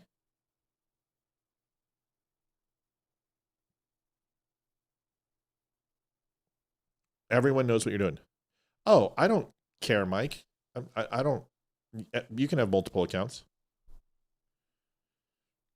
The Egyptians, the Hindus, the Buddhists. Lots of symbols. Swastika was a reverse Hindu system and a Buddhist symbol. Most of those symbols were taken from ancient Mesopotamia. And the Star of David has been in multiple groups of ethnicity and demographics. The Rothschilds didn't create it. It's a lie. It's a complete lie. Well, it looks like Balls has left. Finally quit. That's okay. Isaac, don't worry. If you well, Isaac, didn't you already win? Isaac, I think there might be a miscommunication. You can win one time on the jacket. So if you want the 25 back, we'll send it back to you. What the 25 does is put you in the end of the year prize. We're going to do a bigger, larger group of stuff. So FYI. So jackets are win once because we want to try to have everybody get a chance to win. Let me know if you want me to refund your 25. I'll be happy to do that for you, man. Folks, if anyone else wanted to donate, now's the last chance to do it. Looks like we've got Brenda Shepard. Mama needs a new jacket, she says. And then Wanda Reed came in as well. Let me put that in. Wanda, it's been a while. I haven't seen you. Good to have you here. John was last night. You insulted me and I had not said a word to you. Yeah, I mean, John just does this to everybody.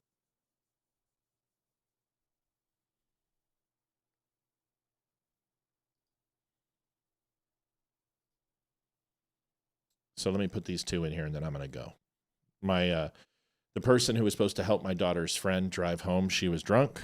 So Olivia's taking her home, which is nice. I don't like Olivia driving this late, but sometimes you got to do what you got to do. You know what I mean?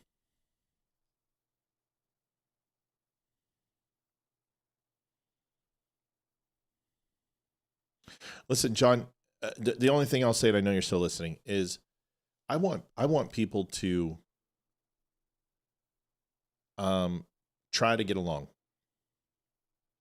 And you can be so much more than what you are, but you choose to be who you are. And you play the victim. And it's annoying. And I don't think people find you to be sincere. I think John's in love with me, yes.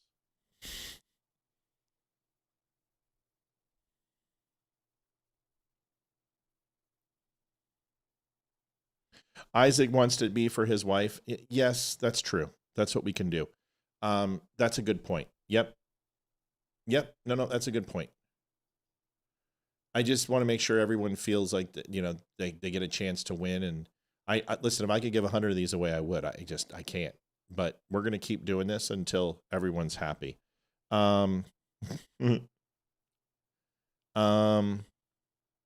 see. Wanda Reed. And it was 25.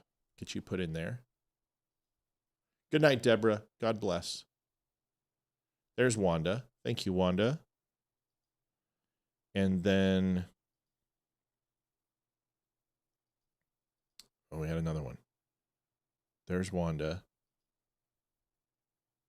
Then Brenda Shepard. Brenda, did we already get you?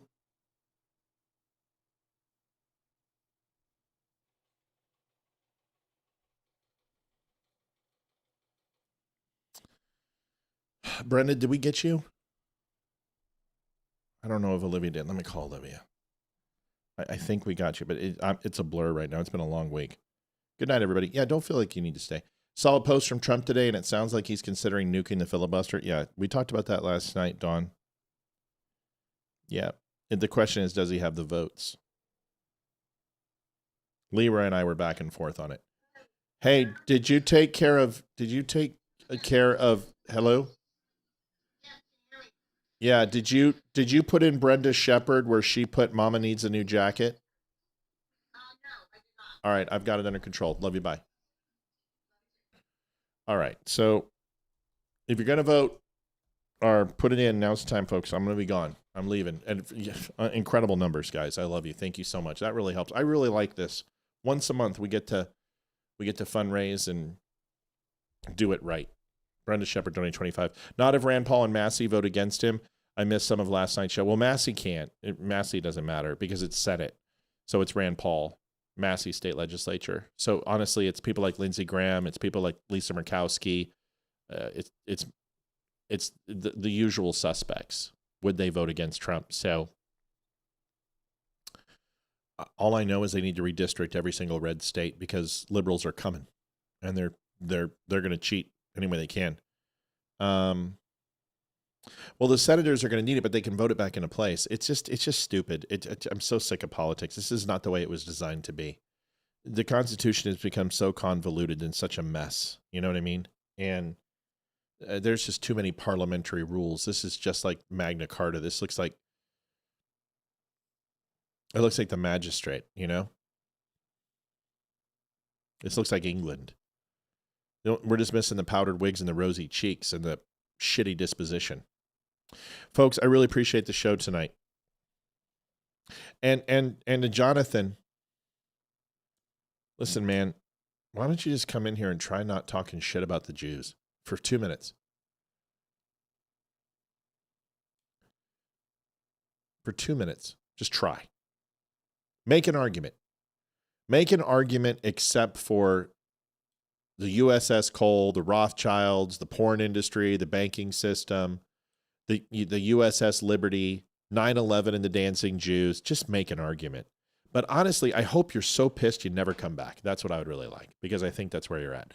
I had a good show tonight, folks. Thank you so much for making it a fun one. We'll do this again till Monday. Take care of each other. Please like and share this show. Really, I would appreciate if you do that. The language, I got to let it get away from me a little bit tonight. I want to apologize for that too. I'm doing the best I can. I'm trying to grow as a human being.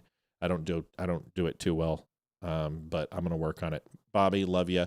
Everybody, if I didn't mention a woman who is in the show and does amazing things for us, it's because I'm tired, but there's too many to name. But there's so many people who make this show awesome, and we really appreciate you. And I thank you all. I really do. It's humbling. We'll draw on Monday night. Looks like it's going to be a fun one. We'll talk to you guys tomorrow. Monday. Shit. Good night. Bye. Adjusting transmitter output. This is the Don't Unfriend Me Show with your hosts, Matt, Leroy, Amy, and Olivia. Geopolitics, military analysis, and election coverage. Coming to you live on all major social media channels at The Dumb Show. Honest, direct, unfiltered. We can agree, we can disagree. Just don't unfriend me.